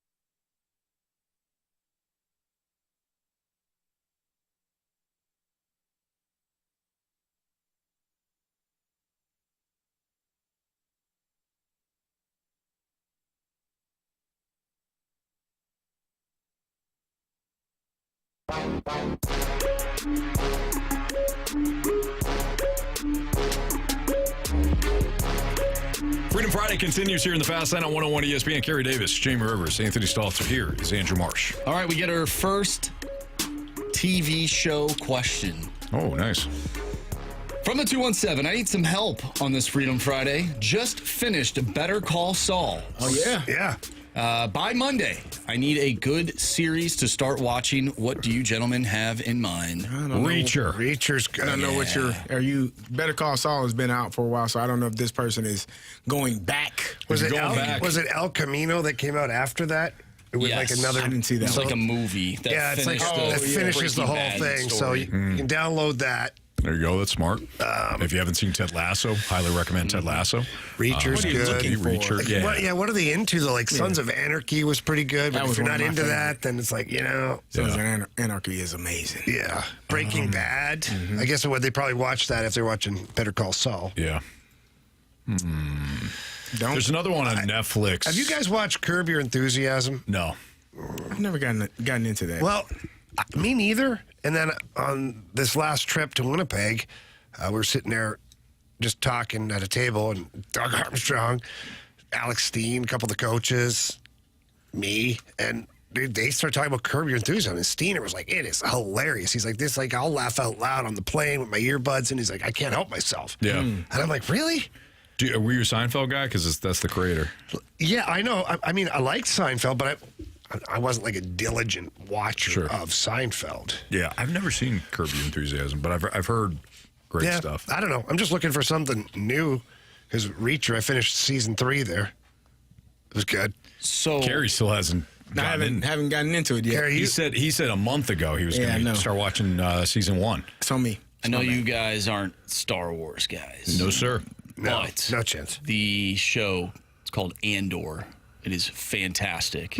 It is like a war spy thriller show that could work on its own, but like it's mixed in with Star Wars. But there's no like Jedi or Sith or any of that, like none of that stuff. It's just strictly like how the rebels were started and like the buildup of the Empire. It's actually really good. Very good. Okay. I'll take your word for it, Marshall. Super good. You're not going to watch it? It's like no, movie. Sir. Nah, you should. Honestly, did I steer you wrong with the Marvel Cinematic Universe? No, you did not. I did not. Take my word. I would not recommend any other show. Did you recommend that? Yes. Thank you, Marsh. It was excellent. And then every time you'd watch a movie, we'd discuss before the show. We would break it down, and you would say... And I go, hey, what'd you think about Captain America? Yeah. The second one. I'm like, the first one, it was fine. I wasn't really looking forward to it. Then Winter Soldier came about, and I go, wow. My life has changed. I'm just saying, if you come across the show Andor, and this is for everybody listening too, it is a fantastic show. It's like movie quality in terms of like the cinematic experience. 12 episodes per season. The newest season just came out. 3 episodes out. It's fantastic. No, I will give you credit. There's some like big time actors in it too. Nice. So. After I saw the Winter Soldier, Carey, I asked Jamie if he could rip my arm off and replace it with a what was it called, Marsh? Vibranium? Vibranium, yeah. Vibranium. I'm not too sure what his first arm was made out of. It might have been vibranium, but his second arm that he got from the Wakandans was definitely vibranium. Yeah. Well, that first one had to be. I don't know what it was. I don't remember. I'm sure someone out there knows. It's one of the coolest arms. By the way, he's going to be in a new movie, Anthony. Is he? He's coming back, the Winter Soldier. Yeah. I've seen the draft. The NFL draft is hyping up the Thunderbolts. The Thunderbolts, yep. Should be pretty good. Yeah.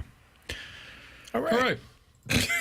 Any other recommendations for our friend? Again, you got White Lotus is pretty good. Peaky Blinders was good. White Lotus? They've got like 3 different seasons of it. I think it's on HBO. It's a little risque, but it's good. By the way, Marsh, my buddy Paul just texted me and said, second Marshy on Andor. It's fantastic. So you'll be watching it tonight, Anthony? No. I got to see how the Falcons will screw up their 3rd round pick. It's the 2nd round. Oh, they don't have a second round. They gave it to the Rams. Someone texted in from 636. How about you read a book? You guys like reading books? I actually do like reading books. Who texted that in? I do. You don't like reading books? I like them having read. I like them when they're read to me. Like them having I have people read them to me. Yeah. What the heck? While I drink bourbon. The audiobooks? Yeah. No. Or you just have a person waiting, reading to you. I can just see Jamie sitting there in a chair with his bourbon. Just... Yeah, I do. This is like Ashley. You're a hell of a reader. Read this book. Read this book to me. And rub my feet too. Oh man. Fastlane Book Club, and we do the popcorn style where we each take turns reading each paragraph. Boy, that was terrifying in school. Especially in the orange reading. Especially in the orange reading group. 1, I wasn't paying attention, and 2, if they ever called on me, I had no idea. Yeah, you're like Jamie with Jaden Daniels. Yeah. What I used to hate is. And you'd have to, everybody would read a paragraph, and then the next kid would have to read a paragraph. And then we do that, you know? The popcorn. Yeah, I hated that. Reading. Yeah. Thank you. That was good, Jamie. That was good. Because for a second you had me. I'm like, there's no way. And then you had the little sly look. Yeah. We get one from the 314 Severance. If you guys have not checked out Severance, also a great show. The first season, Kristen and I loved it. Second season, we started watching it. Couldn't get into it. We stopped 4 episodes in. We're like, nah, there's no payoff here. They're meandering. Brutal. I think one of the gave up. best shows I've watched is This Is Us. Like, if you haven't seen, This Is Us is a fantastic show. That's St. Louis's own Sterling K. Brown, Yep. who's phenomenal. He's in a Netflix Paradise. show, Paradise. Yep. So if that's another series. That That's really good. This Is Us is like, man. The writing is phenomenal. It is outstanding. Yeah, that to me is one of the best shows I've ever watched. It's really good. Yeah. All right, it's Fastlane on 101 ESPN. Freedom Friday continues next.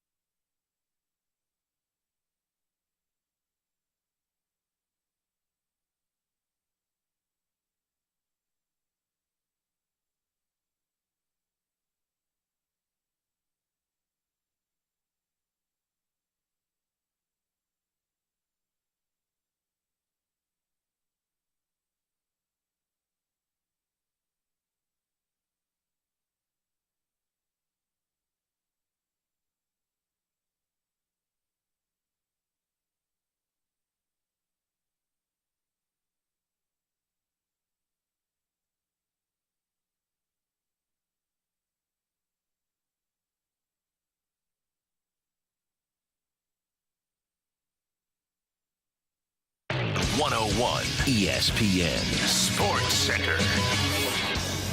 I'm Andrew Marsh. It's time for a Sports Center update driven by Johnny Londoff Chevrolet and Johnny Londoff Autoplex. The Blues pick up a win last night, 7-2 over the Winnipeg Jets. The Jets lead the series now 2-1. Pavel Buchnevich with a hat trick last night. Cam Fowler with 5 points. Game 4 can be listened to right here on 101 ESPN on Sunday. Pregame starts at 11 a.m. Puck drop is at noon. The Cardinals back in action tonight, taking on the Milwaukee Brewers. Matthew Liberatore on the mound, going up against Chad Patrick. First pitch is at 7:15. Freedom Friday continues right here in the Fast Lane on 101 ESPN. And the Sports Center update is driven by Johnny Londoff Chevrolet and Johnny Londoff Autoplex. See them at londoff.com. Chevy, together we drive. Are you kidding me?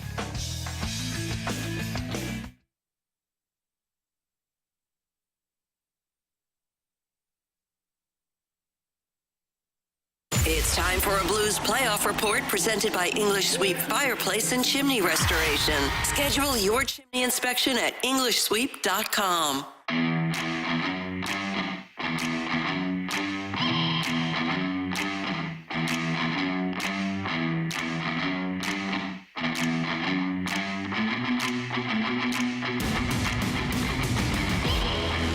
It's Freedom Friday here in the Fast Lane on 101 ESPN. Carey Davis, Jamie Rivers, Andrew Marsh, and Anthony Stalter. Freedom Friday is your opportunity to select all the topics for us today. Like this one from Andrew Marsh. All right, from the 314, what do you think Winnipeg is going to do to counter what the Blues did to them last night? And how do you think the Blues will react to that? So I think Winnipeg's going to say, hey, guys, we just need to get back to what we did in games 1 and 2.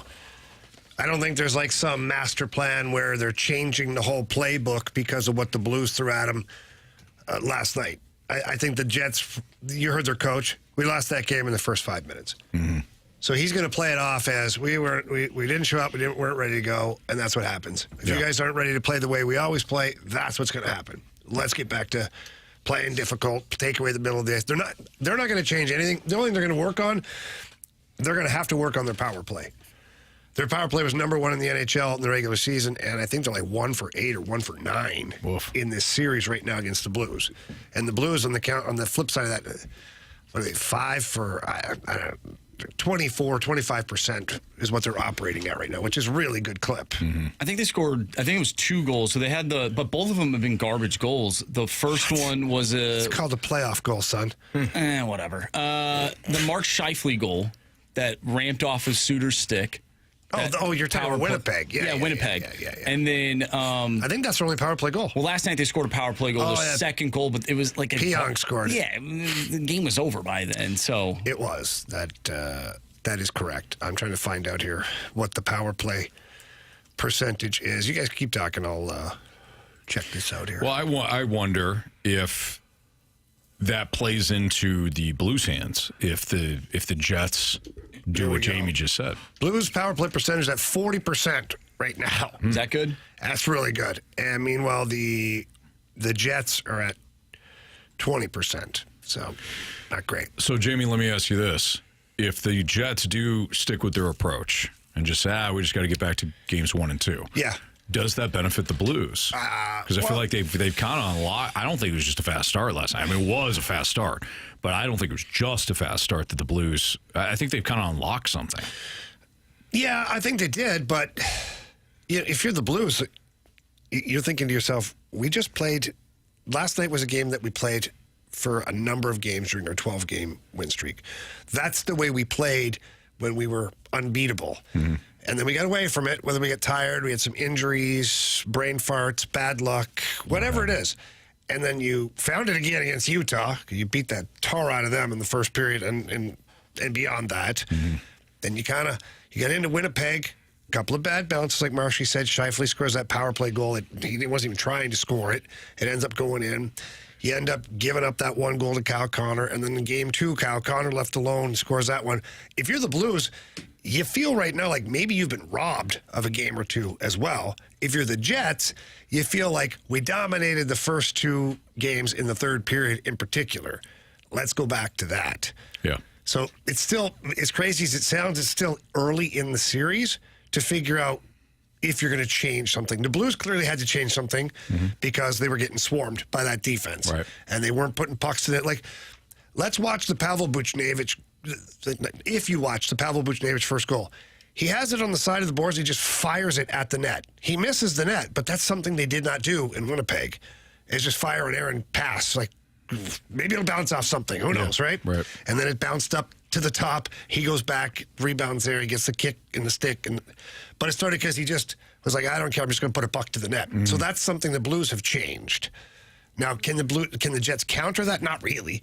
You can't counter a guy shooting a puck from wherever. You can't really counter a team that is able to maybe get around your swarm defense, because the percentages tell you more often than not you're going to succeed defensively because you did for 82 games. Right. Because everybody knew what you were doing, but for 82 games, you were consistent with it. So I don't think there's any major changes. I think that the Jets feel like they came out flat and that they can regain their playoff or their game 1 and 2 style and march through it in game 4 on the Blues. And the Blues on the flip side feel like, okay, we finally brought our A game to this series, and now we need to do it again.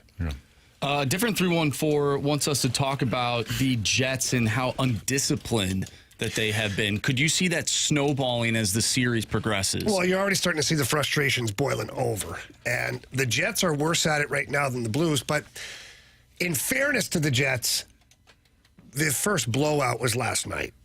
Every other game was close, so if it got heated at all, guys were kind of not getting too crazy. Last night, once it's out of hand, it's out of hand, which is why the referees just started tossing people. I had somebody on the text line earlier said, do you think that was too harsh on Braden Shen? Look, Shen had been getting into it with a few guys, and at that point, the referee can feel, like I could feel, the game was slipping out of control. You start throwing guys out of the game at that point. Just get rid of the troublemakers so that they don't go out next shift and start something more. The Jets, though, you could tell they were trying to go old school last night. They were trying to go old school, like, we're going to try and fight everybody. Stanley's grabbing Zach Bolduc, and guys are, going after, like, Jimmy Snuggerud. Adam Lowry was going after Jimmy Snuggerud. I'm like, geez, Adam. But I get it. I would have done the same thing. I'm going to target the weakest link who's a good player, and I'm going to make him terrified. Yeah. I kind of felt like they were, and I know they've been in this situation. They're a good team. They got a lot of good players. They got a great goaltender, but it kind of felt like they were imploding. And so it was either they were imploding or they were trying to goat the Blues into both the physical activities. But I think game 4, you'll really know which one it is. If they were imploding, they're going to try to do some of the same things because maybe that's the way they feel. I feel the other way. You think they were just trying to go the other way? Their coach is going to talk to them and say, all right, we had our little free-for-all. We're done here. We got to dial it because the Blues power play is operating at 40% right so now. You can't continue to give them that opportunity. Right? The rule that most coaches had back when I was playing was, if you can't drag somebody to the box with you, don't take the penalty. Yeah. So meaning if you can't get 2 minutes each for roughing, 5 minutes each for fighting, whatever you're doing, if you can't make it even out, then you better make sure you don't get caught. How about that Robert Thomas holding call last night? That's terrible. It was a makeup call. Did you guys see Zach Bolduc in the penalty box? I saw him slash the hell out of the that wasn't Jets really player. that bad. That He guy just made it. He made it look good. That was a little tap. Nothing. But the scrum happens and somebody goes after Bolduc and is like punching him in the face. Miller, actually, the same guy he kind of whacked. And then they get to the box and the two Jets guys are like yelling at him through the little corner. And Bolduc looks over and gives a little.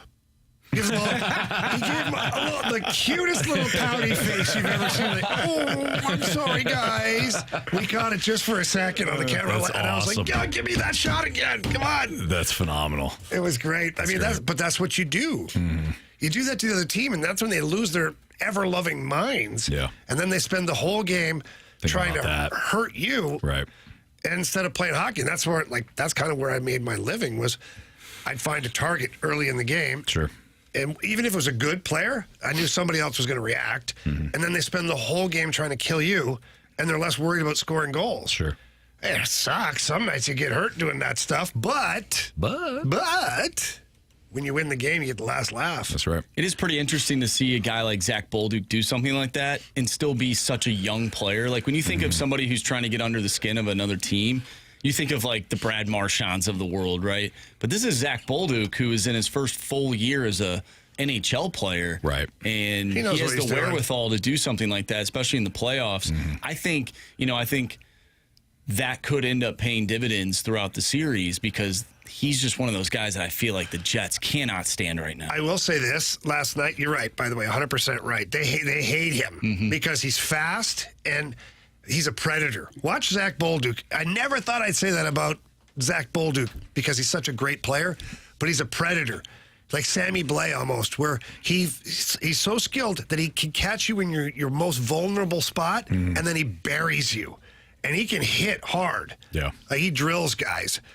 Clip that. But last night, Texier, Sundqvist, Bolduc, I feel like that was a really good chess move by Monty because that line became relevant. When they were on the ice, they were flying around. They made some plays. Like, Winnipeg had to adjust to that. Whereas the first two games, Boldy was kind of held off the score sheet to where it's like, not really creating much just because he didn't have two other like-minded, like-skilled players on his line. Now, Sonny's still not the same, but Texier, he can hang with Boldy. I thought that opened up some things. Jamie Rivers, Carey Davis, Andrew Marsh, I'm Anthony Stalter. It's the Fast Lane on 101 ESPN. We'll continue with Freedom Friday. Keep those questions and topics coming in at 314-399-9646. This is your day today. Freedom Friday continues next in the Fast Lane.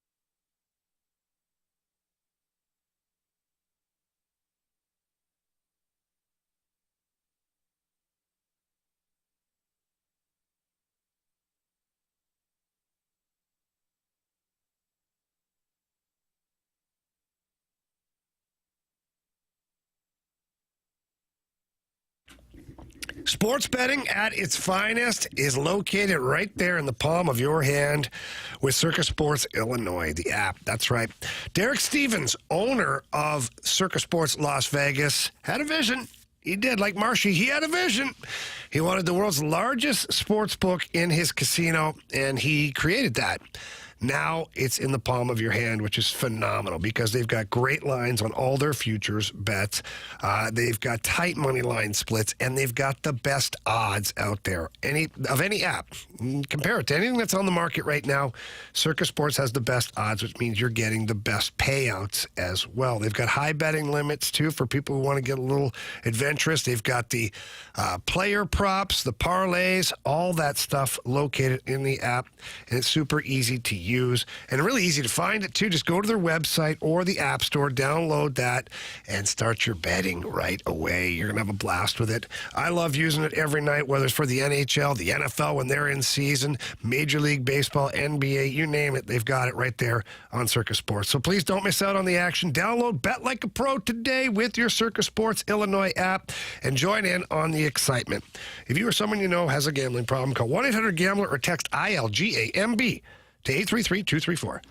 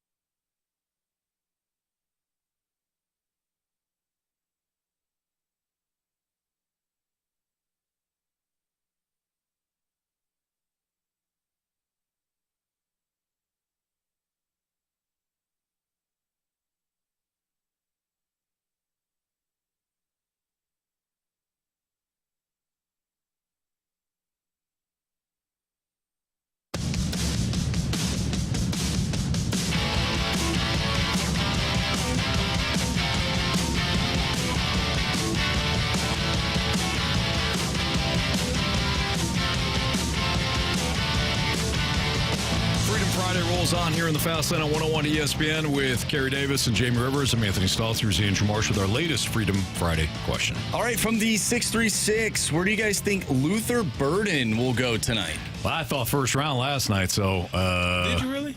Yeah, remember we had the whole thing? I called it. What did you have him I was wrong. You weren't listening. Where'd you have him going? Remember I had the whole Detroit. I think Detroit but they picked situation? up his option, if I'm not mistaken. Did they do it last night? I think they did. Him and Okay, Hutchinson. 0 for 9 for me last night. I'm pretty sure they did. One of those the Falcons trade? What's that? He's one of the offers? Yeah. You count the Falcons, too? Yeah. Oh, yeah. That was 0 for life for the Falcons. I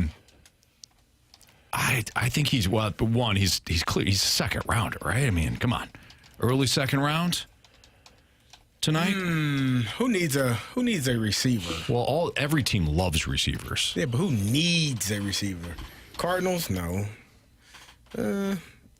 He's probably going tonight. I would assume he would be picked today.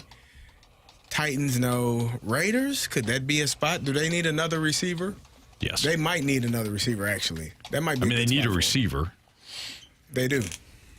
They might need another one. Brock Bowers is their best. Yeah, and they had pass Jacoby catcher. Myers as their one. Mm-hmm. Luther would easily slide into a number 1 or a number 2 in that spot, depending on what they want to do. The Patriots, maybe. I think he's going to go early in the second round. So I can see it happening. Maybe even the Rams. They just got rid of. They let Cooper Kupp walk. Yeah, but they got Devontae Adams. Oh, they did get Devontae. I forgot about that. Nope, not the Rams. San Francisco. I was thinking that. They did get Ricky Pearsall last year. Yeah, that's their. I could see that. Yeah. I don't know.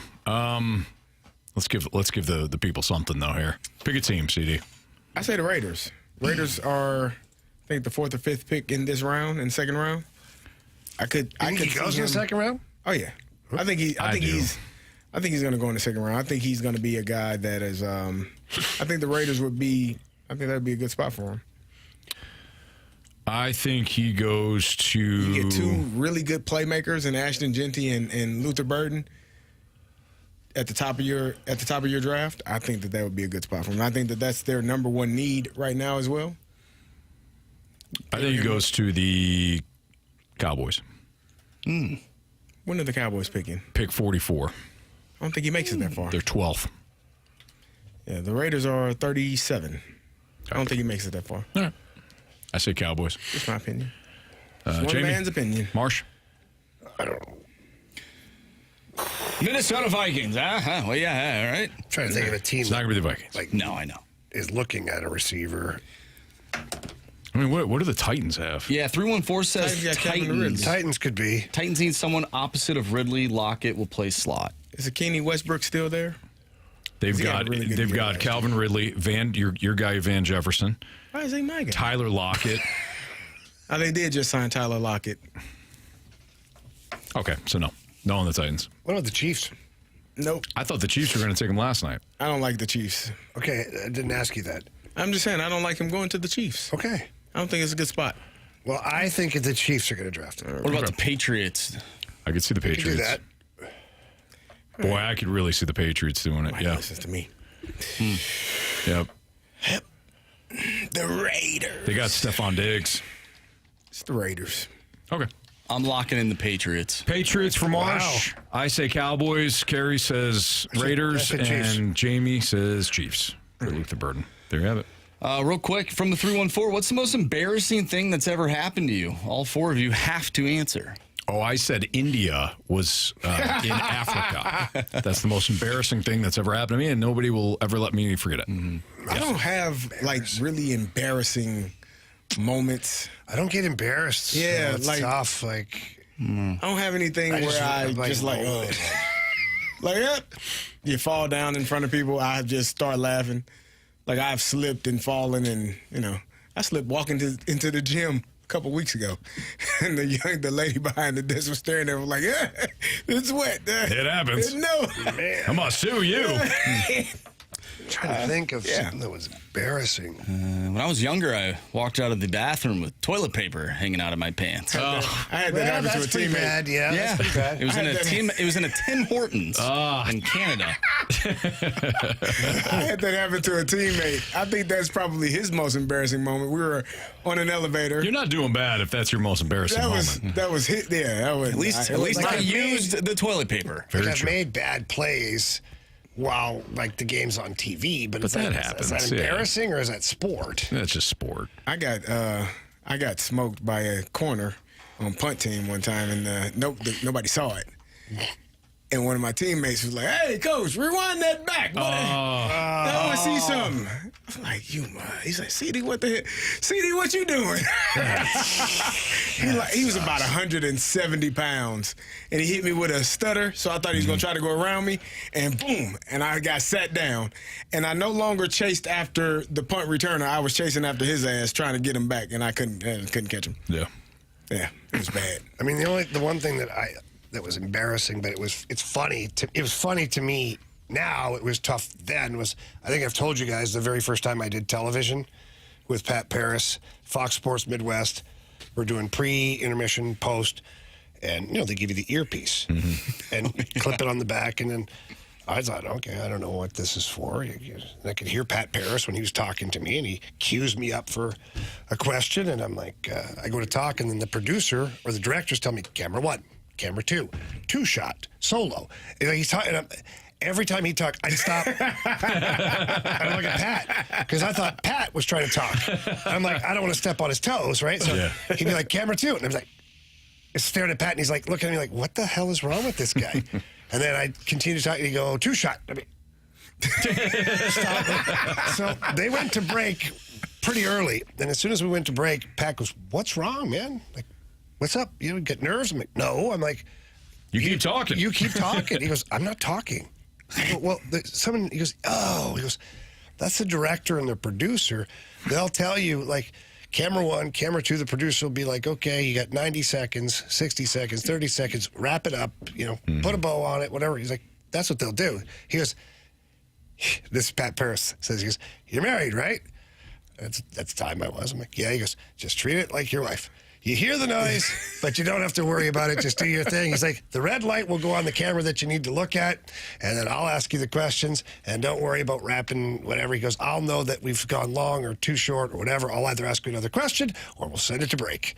I was like, "Thank you, Pat." But I remember feeling all hot and sweaty as it was happening because nobody knew what that was. I didn't know what the hell I was doing. So I guess that would be an embarrassing moment. I had one. I just thought about it because I was reading the text. I was running late to the airport. It was like one of those 5 a.m. flights. I had to get back to Atlanta, so I couldn't miss the flight. I think I had a workout that I had to do. Didn't use the bathroom when I woke up, so I'm already about to burst. I'm like, oh, this is bad. So I'm in line, and it hits me. It's going to be both ways. I got to go both ways. I'm not able to hold this anymore. So I had a decision. Travis Hunter. Yep. I had a decision to make. I'm like, I'm either going to miss this flight, I'm going to go in this line. It's no way around it. I was able to hold my composure, made it on the plane, beeline straight to the bathroom. No, not on the plane. Straight to the bathroom. You're not that guy. I was in there for about 25 minutes. Well, you came out sweating. The flight attendant knocked on the door. "Are you okay? Hey, we can't leave until you're in your seat." Oh, no. Well, I'm not leaving this seat. I don't know what to tell you. Be here. Give me a minute. Oh. And everybody's watching you. Unreal. Everybody's looking at me like, hey, better in there than anywhere else, people. Yeah. Sorry. All right, we got our Sports Six-Pack, which is just an extension of Freedom Friday. So send in your topics, 314-399-9646. That's next in the Fast Lane.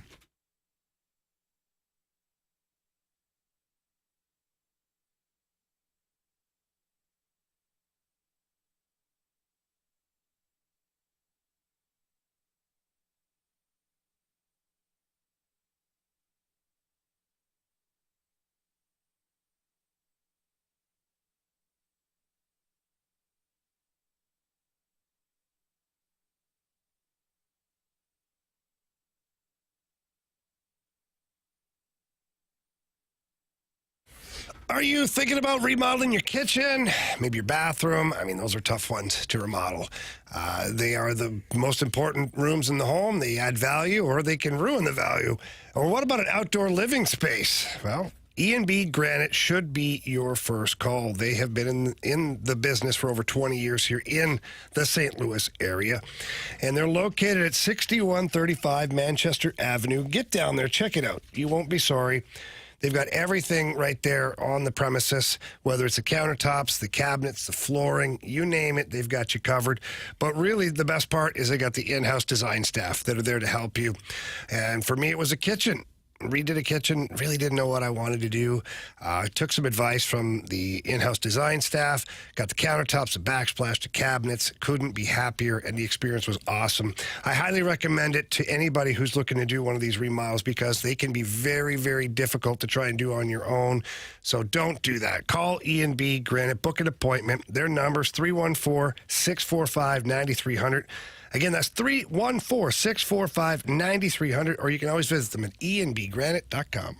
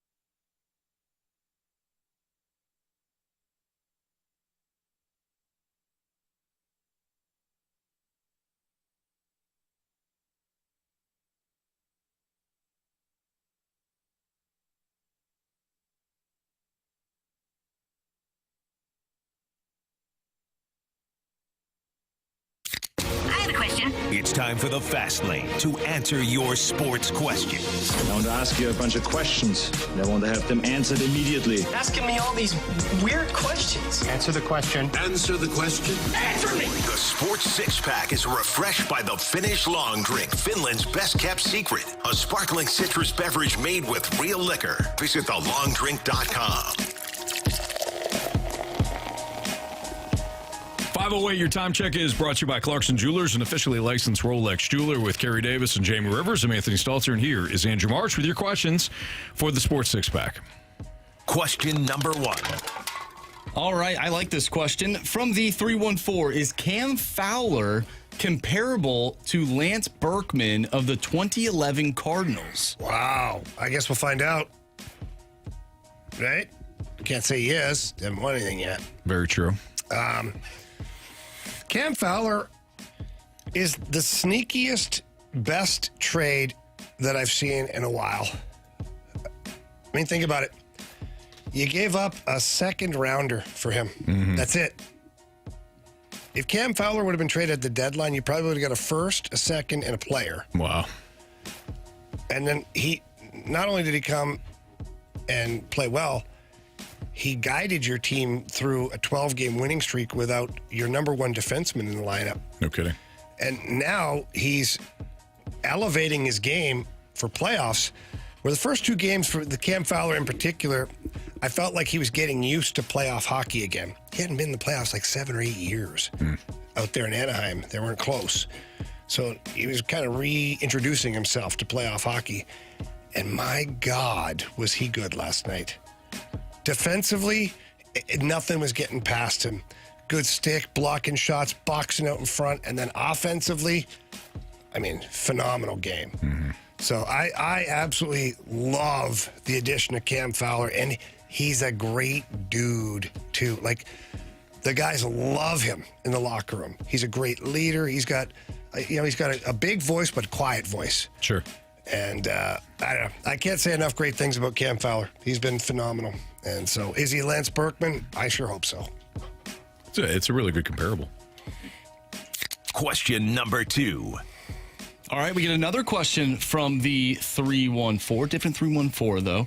Lots of 314s out there. If Jordan Binnington remains a Blue his whole career, do you guys think that he will have a statue in front of the Enterprise Center? Yeah, absolutely. There's no doubt. He's the winningest goalie of all time, first goalie to win the Stanley Cup. I mean, the honors. Now, he's set the record for most home wins in a row. Like, every record for goaltending will have Jordan Binnington by the time he's done here. Yep. And even if he leaves, let's say, it gets to a point where the Blues are like, nah, Binner still wants too much money. It's time to hand off the baton to Hofer because Hofer's now the number one. Benny's like a backup goalie, kind of like Marc-Andre Fleury when his career shifted to being more of a backup goalie.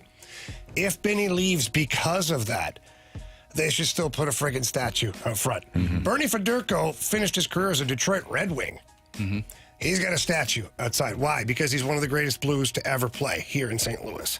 Brett Hull's got a statue outside. He went on to play for Dallas, Detroit, and Phoenix. He's got a statue. Jordan Binnington will have a statue out front at some point. He deserves it. Yep. Number retired as well? I think that's already a foregone conclusion, quite honestly. Mm-hmm. Yeah. Yeah, I completely, I mean, Jamie nailed it. The bigger question that I have. Can I guess what it is? You already know. We've talked about it. Go ahead. Number 27. Number 27. What happens with that?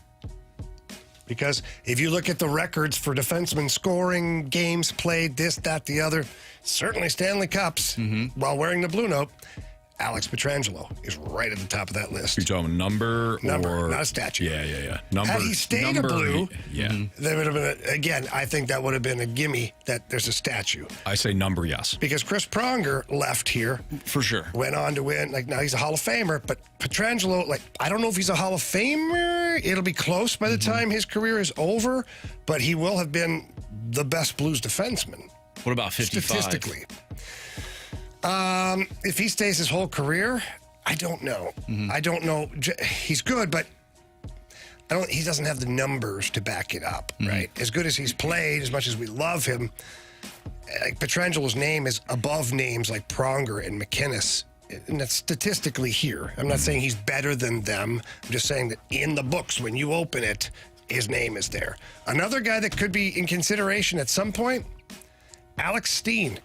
Oh, yeah, good when call. When you look at his numbers in Blues records and things like that, he's right there, too. Like, could be a lot of numbers in the future. Well, and who knows what he ends up doing as a general manager, too. Like, if he brings the Blues a Stanley Cup, not on the ice, but in, the front office, that just adds another layer to his career. Yeah, I agree. As a Blue. We get a text from the 618. If I can find it here. Yeah, the 618. Got to be in the Hall of Fame for a statue. You disagree with that? I don't know if I disagree with that, but we'll make the exception for Binnington. Yeah, I guess I do then. I do disagree with that. Because Binnington won't be a Hall of Famer. He won't be a Hall of Famer. But exception every rule. But he'll own every record that a Blues goalie has ever had, where no other goalie's done that. Like Liut had the wins. John Davidson had most consecutive wins in a row. Shutout still belongs to Brian Elliott. Like, it's at one point when you just see the top of the leaderboard is Binnington across. Like, Yep. I'm sorry, locally, that guy deserves a statue. I agree. And he has the cup. And he's got the cup. He's got the cup. Yep. Pretty much the reason why they won it in Game 7. Much. Pretty much. All right, let's get to question 3. Question number 3. From the 314, who gets drafted first, Shadur Sanders or Luther Burden? Oh, that's a spicy one. I think it's Shadur. I think, well, and I say that because I believe the Browns have 2 picks. They have the first pick in the second round and the 4th pick in the second round.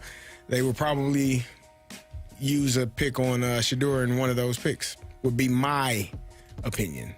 And then I said I said Luther would go to the Raiders. The Raiders have the pick right after that second Browns pick. I'm going to say Luther Burden goes before Shadur. There's something with Shadur here that teams just flat out don't like. I don't agree. I mean, there's something, but 32 teams passed on him last night. Yeah, but only 2 took quarterbacks. So it's not like 32 teams passed on him. They didn't have a need. Who's your quarterback right now in Pittsburgh? I don't know. Exactly. Mason Rudolph. Exactly. Will Levis. They said the second. They said we'd rather have Mason Rudolph. I don't think that's what they said. And a defensive tackle. I think they said they'd rather have Harmon than Shadur at 21 than Shadur. And they were talking about. I rest my case. I think Shadur does get drafted. I'm sure he gets drafted. I think he gets drafted early in the second round. Like I said, the Cleveland Browns need a quarterback. They have the first pick of the second round. There are a lot of teams that are in need of a quarterback. Maybe just didn't feel like taking them there. Anthony, you have a question? Oh, yeah, you have a hand up. The Falcons gave Kirk Cousins a boatload of money and still took Penix last year. If you like the guy, you take him. Steelers, they said, no, thank you. Anthony, I have a question for you. Do you think that if Shadur Sanders, let's say he gets drafted by the Browns, I think we've heard before that maybe there's some certain places that Shadur Sanders would not play. Okay. Do you think he ends up doing something like that, or do you think now that he's in the second round and beyond? Yeah, I don't think it's hey, I don't care anymore. Yeah, he's going to go to whoever drafts him. I don't think that's going to be an issue. He'll get drafted. Why don't we carry over our Sports Six Pack? Part 2 next on 101 ESPN.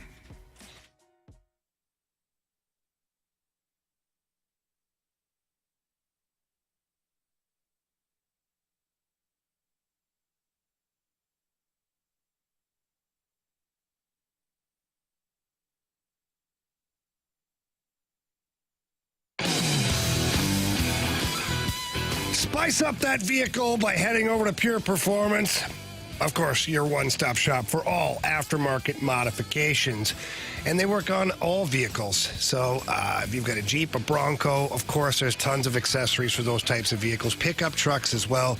But if you've got an SUV, a regular car, a minivan, Pure Performance has something for you as well. And they don't just work on brand new cars. If you have a brand new car, great, accessorize it. Maybe you have an older car that you want to make it look a little more modern, add a little something to it. They also work on those cars as well. They also carry the largest amount of tires in the area for all vehicles. Not just off-road or oversized tires. Any vehicle that you've got, they've got tires for you, including tires for your ATV, UTV, and your golf cart. Gotta love that, by the way.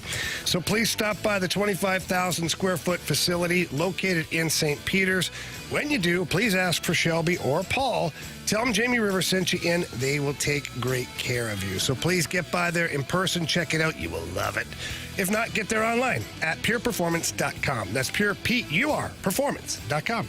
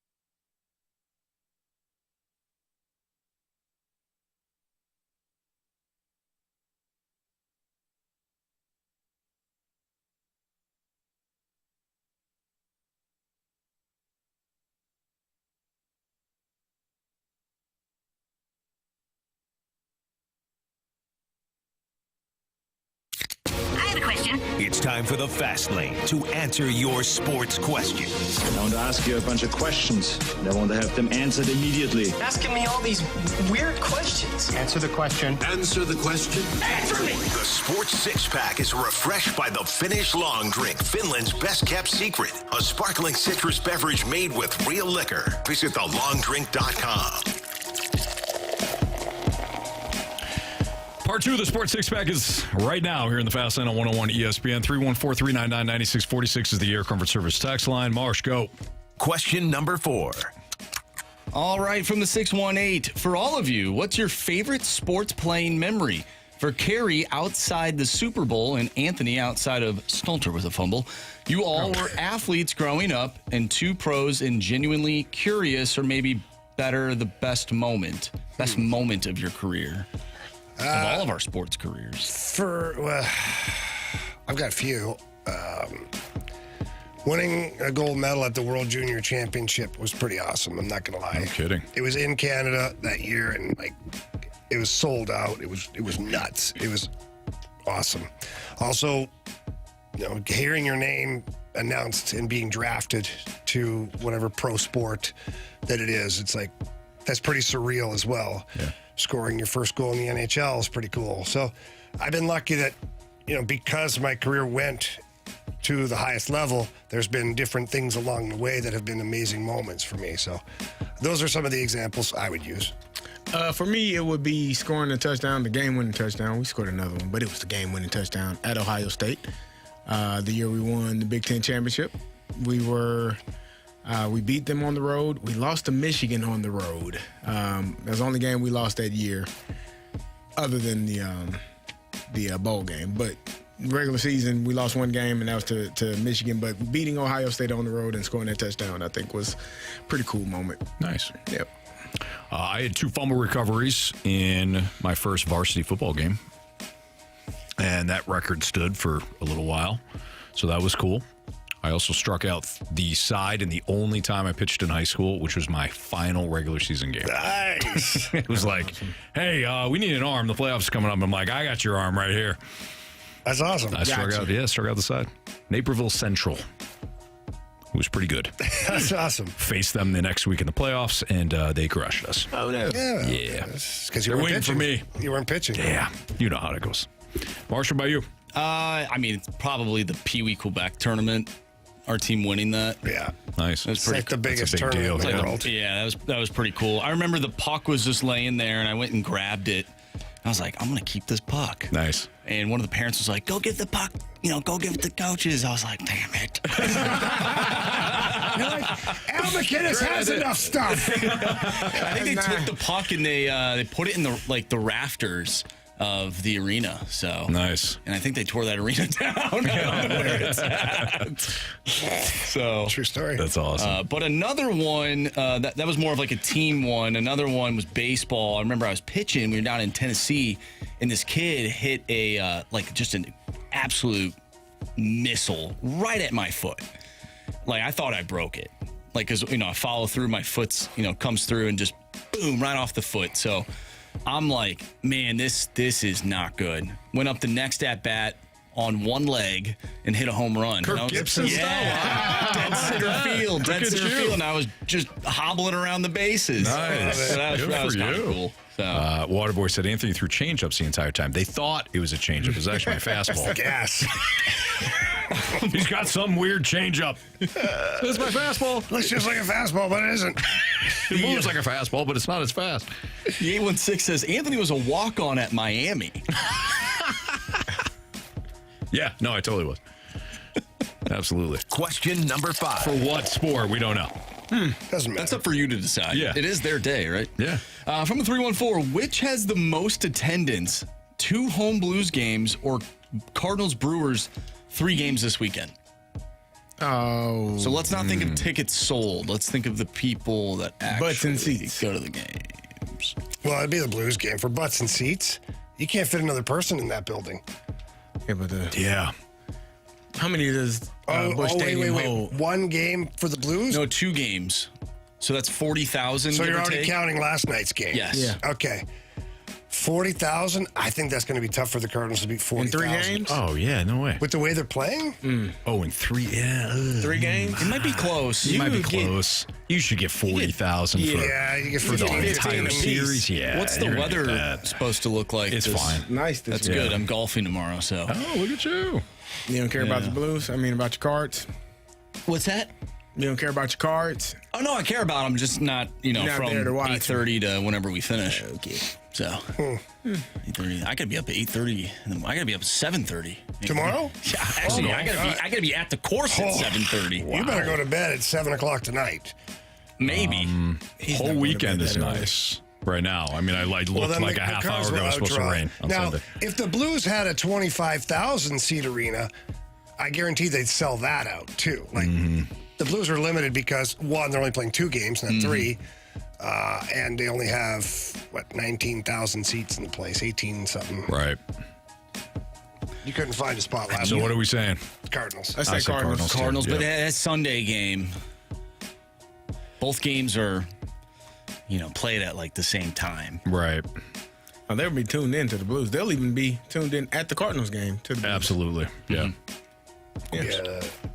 There's only so many tickets, right? The Blues are probably already sold out. Oh, for sure. So if you're a Cardinals fan, you're like, I'll go downtown, it'll be fun. Right. Blues game. And Yeah, but do you want to be at the Cardinals game while the Blues game is going on, or would you rather just watch the game somewhere else? I probably want to watch it at Ballpark Village. Yeah. Quite honestly. I'm with Jamie on that. Okay. Question number 6. From the 636, what is the bigger accomplishment, a hole-in-one or a 300 game?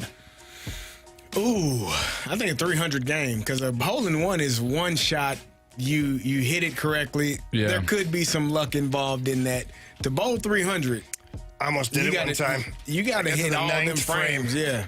Oh, wow. Not even a bowler. It was end of the year party with the Boston Bruins, and we went to a bowling alley. It had a few pops in me. Yeah. And I was throwing the ball, and it just kept getting strikes. It was funny until it was like 7. Then the 8. pressure started adding up. And then I got to the 9th frame, and I buckled. I think I threw a gutter ball, the very first one. Oh, no. Oh, everybody was mad at me. I'm like, I don't even bowl. I don't even bowl. I'm not even supposed to be here. Yeah, I think. You know who this is? You know who this is. Hey, see. Yeah, I think 300. 300's got it, because Carey's right. You can be lucky.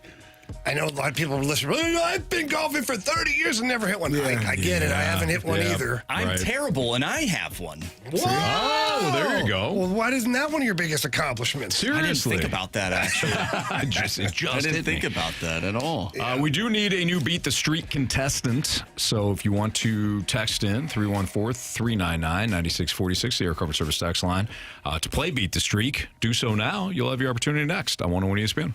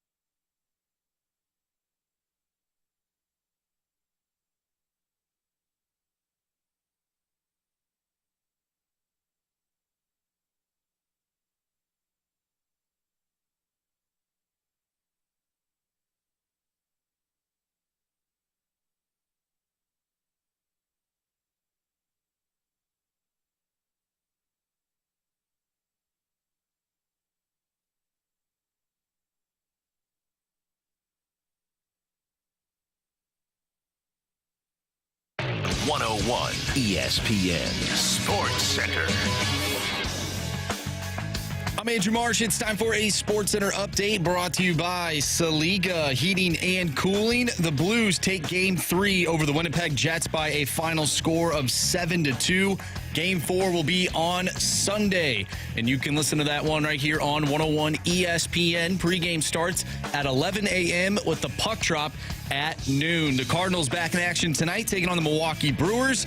Matthew Liberatore on the mound for the Cards, going up against Chad Patrick. First pitch is at 7:15. If you have missed anything from today's Freedom Friday show, make sure you go to 101ESPN.com or check out the free Dobbs Tire and Auto Center's 101 ESPN mobile app. Just head to the podcast page and you'll find all of our interviews and full shows there. And it's all brought to you by the Schaefer Door Company. We have Beat the Streak and Bet the Board coming up next. I'm Andrew Marsh, and this Sports Center update is brought to you by Saliga Heating and Cooling, a Daikin heating and air conditioning dealer.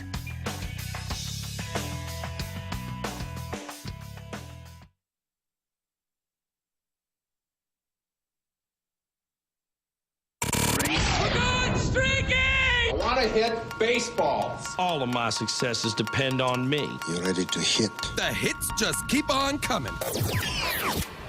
And his first big league hit is a bullet up the middle.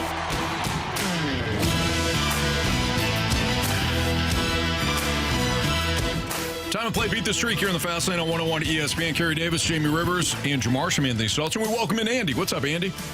Hey, how's it going? Going great, man. You know how this works, right? Sort of, but if you can get a refresher, that'd be great. Sure. All you have to do is pick one of the players in one of the lineups tonight between the Cardinals and the Brewers, and if they get a hit, you'll come back on Monday. It's that simple. Sweet. Just can't choose anybody that somebody else has. Gotcha, okay. All right, so Marsh. Yes. Latest streaks, please. I have a streak of 6 right now. Carey has a streak of 3. Anthony, you have a streak of 1, even though you didn't think Alec Burleson would get a base hit the other day. He actually did, so your strategy worked there. Jamie is back to 0, and of course we welcome on Andy as he looks to get a hit tonight. Streak, yeah, begin that streak. All right, Marsh. I'm going to... who do I want tonight? I'm going to go with Victor Scott. I had him last time. I'm going to stick with him. Okay. Victor Scott. CD? So me? Give me... Brendan Donovan. I don't think there's any way in hell Jordan Walker gets a hit tonight. Give me Jordan Walker. Wow. And then Andy's up next. What's up, Andy? I already welcomed you in. Well, who would you like? Let's go Lars Nootbaar. The Newt is off the board. Jamie. Me, Nolan Arenado. Nolan Arenado. All right, none of us took Brewers tonight against Matthew Liberatore. They ain't scoring, Anthony. Seats taken. Mm-hmm. All right, Andy, good luck to you, man. All right, you guys too. You guys have a good weekend. You too. Thanks for playing. Thanks. All right. Bye. Beat the Streak to Bet the Board. A lot of B's. It's okay. 5 late. I was up late last night. You're fine, Anthony. Jamie, the Blues played last night. How'd they do? Took the Jets behind the woodshed. That's how they did. Ever. All right. I'm afraid to ask this. What's the latest standings on this? Anthony, you're still at 12. Still at 12, but you are still in first place. With a 4-5 now game losing streak. Let me check real quick. 4. Man. 4 game losing streak. Okay. That's not good. It's not great. Carey, it's not. I'm at 10. Carey is at 10. Jamie has 9. So we're right behind you, Anthony. We have 4 days left, I believe, this month for picks. I don't like it. I don't like it at all. Give me the Washington Capitals tonight over the Montreal Canadiens. Please and thank you. Let's snap this darn streak. Yeah. Who's next? You can go. Give me Shohei Ohtani, 1.5 hits, runs, and RBIs. -110. And give me Austin Riley, 1.5 hits, runs, and RBIs. And Marcell Ozuna, 1.5 hits, runs, RBI. All of those tonight. And give me Steph Curry, 37.5 points, rebounds, and assists. Tomorrow, Jokic, 26.5 points. And the Warriors, -3. Wow. Yeah. Okay. Carey, we'll find out if that's smart. Oh, boy. Who do I want for my bet the board this weekend? This might be crazy. I'm thinking about going with the Minnesota Wild money line. Go for it. They've been I don't want to say spanking. they have been. They've been spanking Vegas. Go for it. I'm not going to do that. I'm going to take the over 5.5 in that game. I believe it is tomorrow at 3:10. Over 5.5 goals scored in that game. Okay. Jamie. All right, give me Adrian Kempe for a power play point. And give me Leon Draisaitl for a power play point. And Connor McDavid, power play point. And Oilers on the money line. And Yankees on the money line. Astros money line. Braves money line. You can check them all out. Okay. Wow. Interesting. Can we get that in a text? I'm writing mine now as we speak. Mr. Rivers. Yep, no problem. What'd you say? You're the best. You're the best. All right. Fastlane on 101 ESPN. Interesting that you guys are using your parlays. Yeah, it worked out. And if it doesn't, I still needed it to do it at some point. not if you're winning. I wasn't winning, Anthony. Me neither. Okay. Wow. Jamie, what I'm trying to say is this was a horrible idea. That's all I wanted you to hear. Till I hit this parlay again. It has happened. It has happened. Yeah. All right. When we come back, we will wrap up Freedom Friday with a little what we learned, 3 stars of the day, and criticisms and compliments. Next in the Fast Lane on 101 ESPN.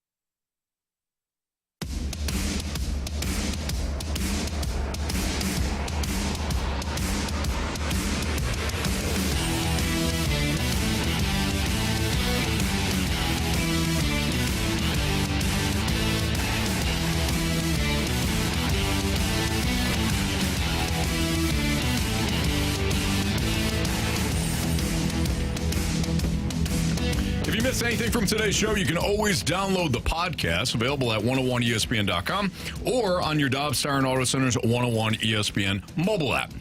All the podcasts, of course, brought to you by Skyly Heating Company. Time to find out what everybody learned today, starting with Jamie. I learned that even though sometimes you think you're paying attention, you may not be paying attention, and you might repeat something that was already brought up and feel like an idiot. Yeah. Sure. Carey, what'd you learn today? I learned that you hate our picks for the weekend. You think it's stupid. He thinks it's dumb. That's because he likes our picks. He thinks it's dumb. He's like, you using it now? Stupid. Anthony criticizes anything good that other people have. Gotcha. Like if you got a brand new car, like beautiful car, he's like, I think that model sucks. Or I heard that they got the terrible safety rating. Like he's just that guy. I read the owner's manual on it. And, it's not saying like that one. It's not very user friendly. Right. Yeah. We should start calling. Remember when we used to do like oh, thanks, charcoal guy. Yeah. You know, like we should do like car guy. Car guy. Oh, you went with that model? Should have went with the stick shift on that. I don't know why you went with automatic. That's a good point. All right, Marsh, what'd you learn?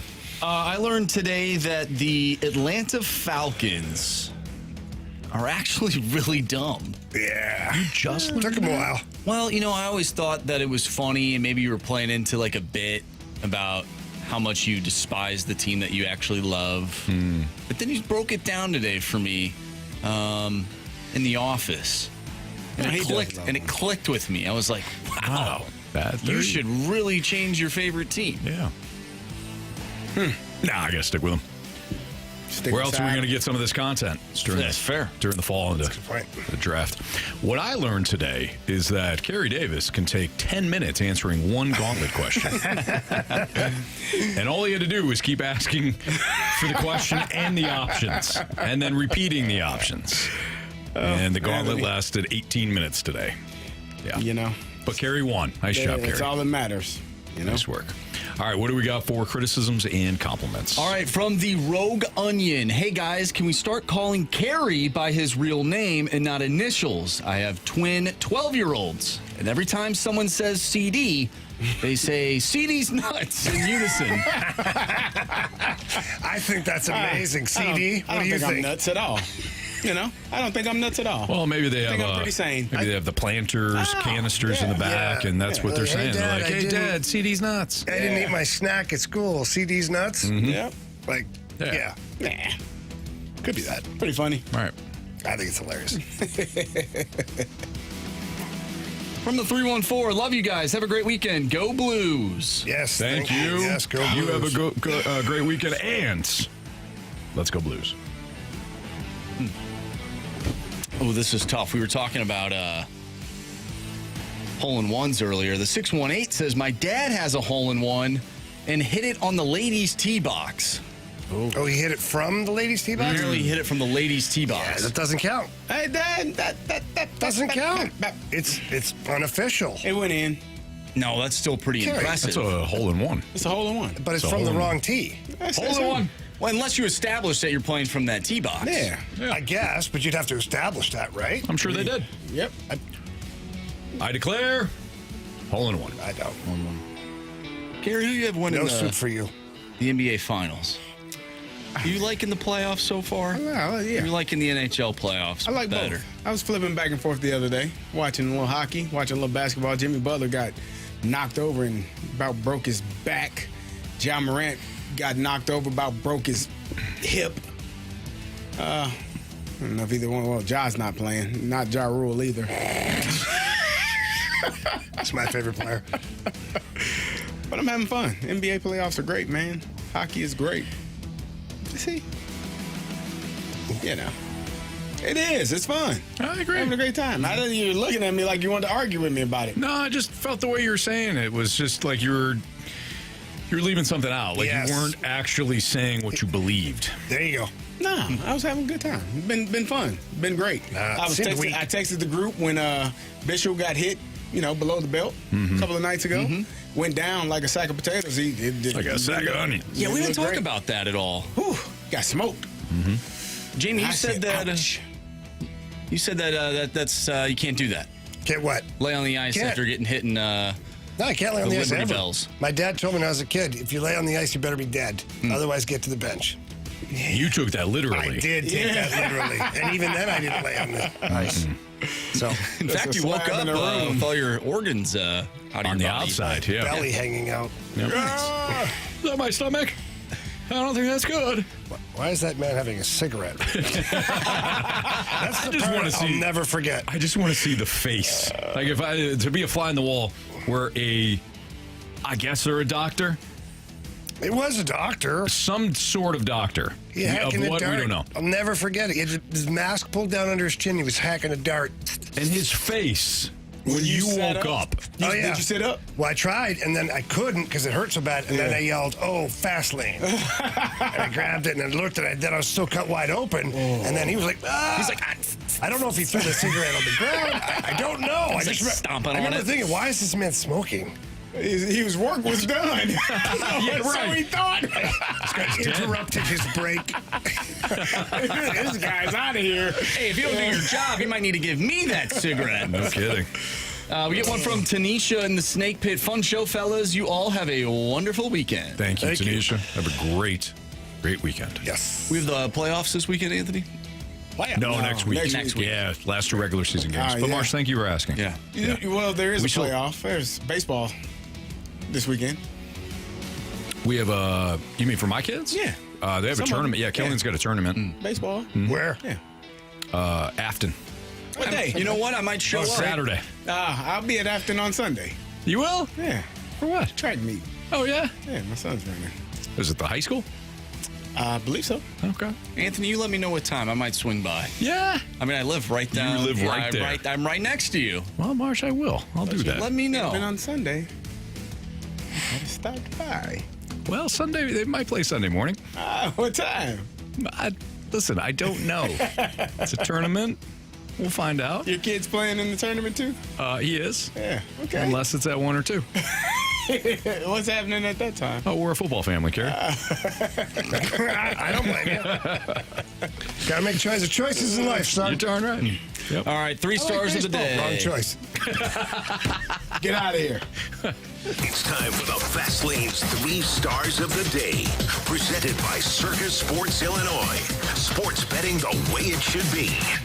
We almost forgot about this quarterback. He's going to be our 3rd star of the day. That is Jaden Daniels. Jaden Daniels. I don't know how you forget about that guy. Yep. You guys can't leave him off your list next time. No. Guys, we forgot about Jaden Daniels. We didn't. It left my body, and then before you even spoke, I knew. I was like, son of a... Yeah, well. Just talked about this. 2nd star of the day goes out to the Towel Man who joined the show today. Towel Man. Yeah.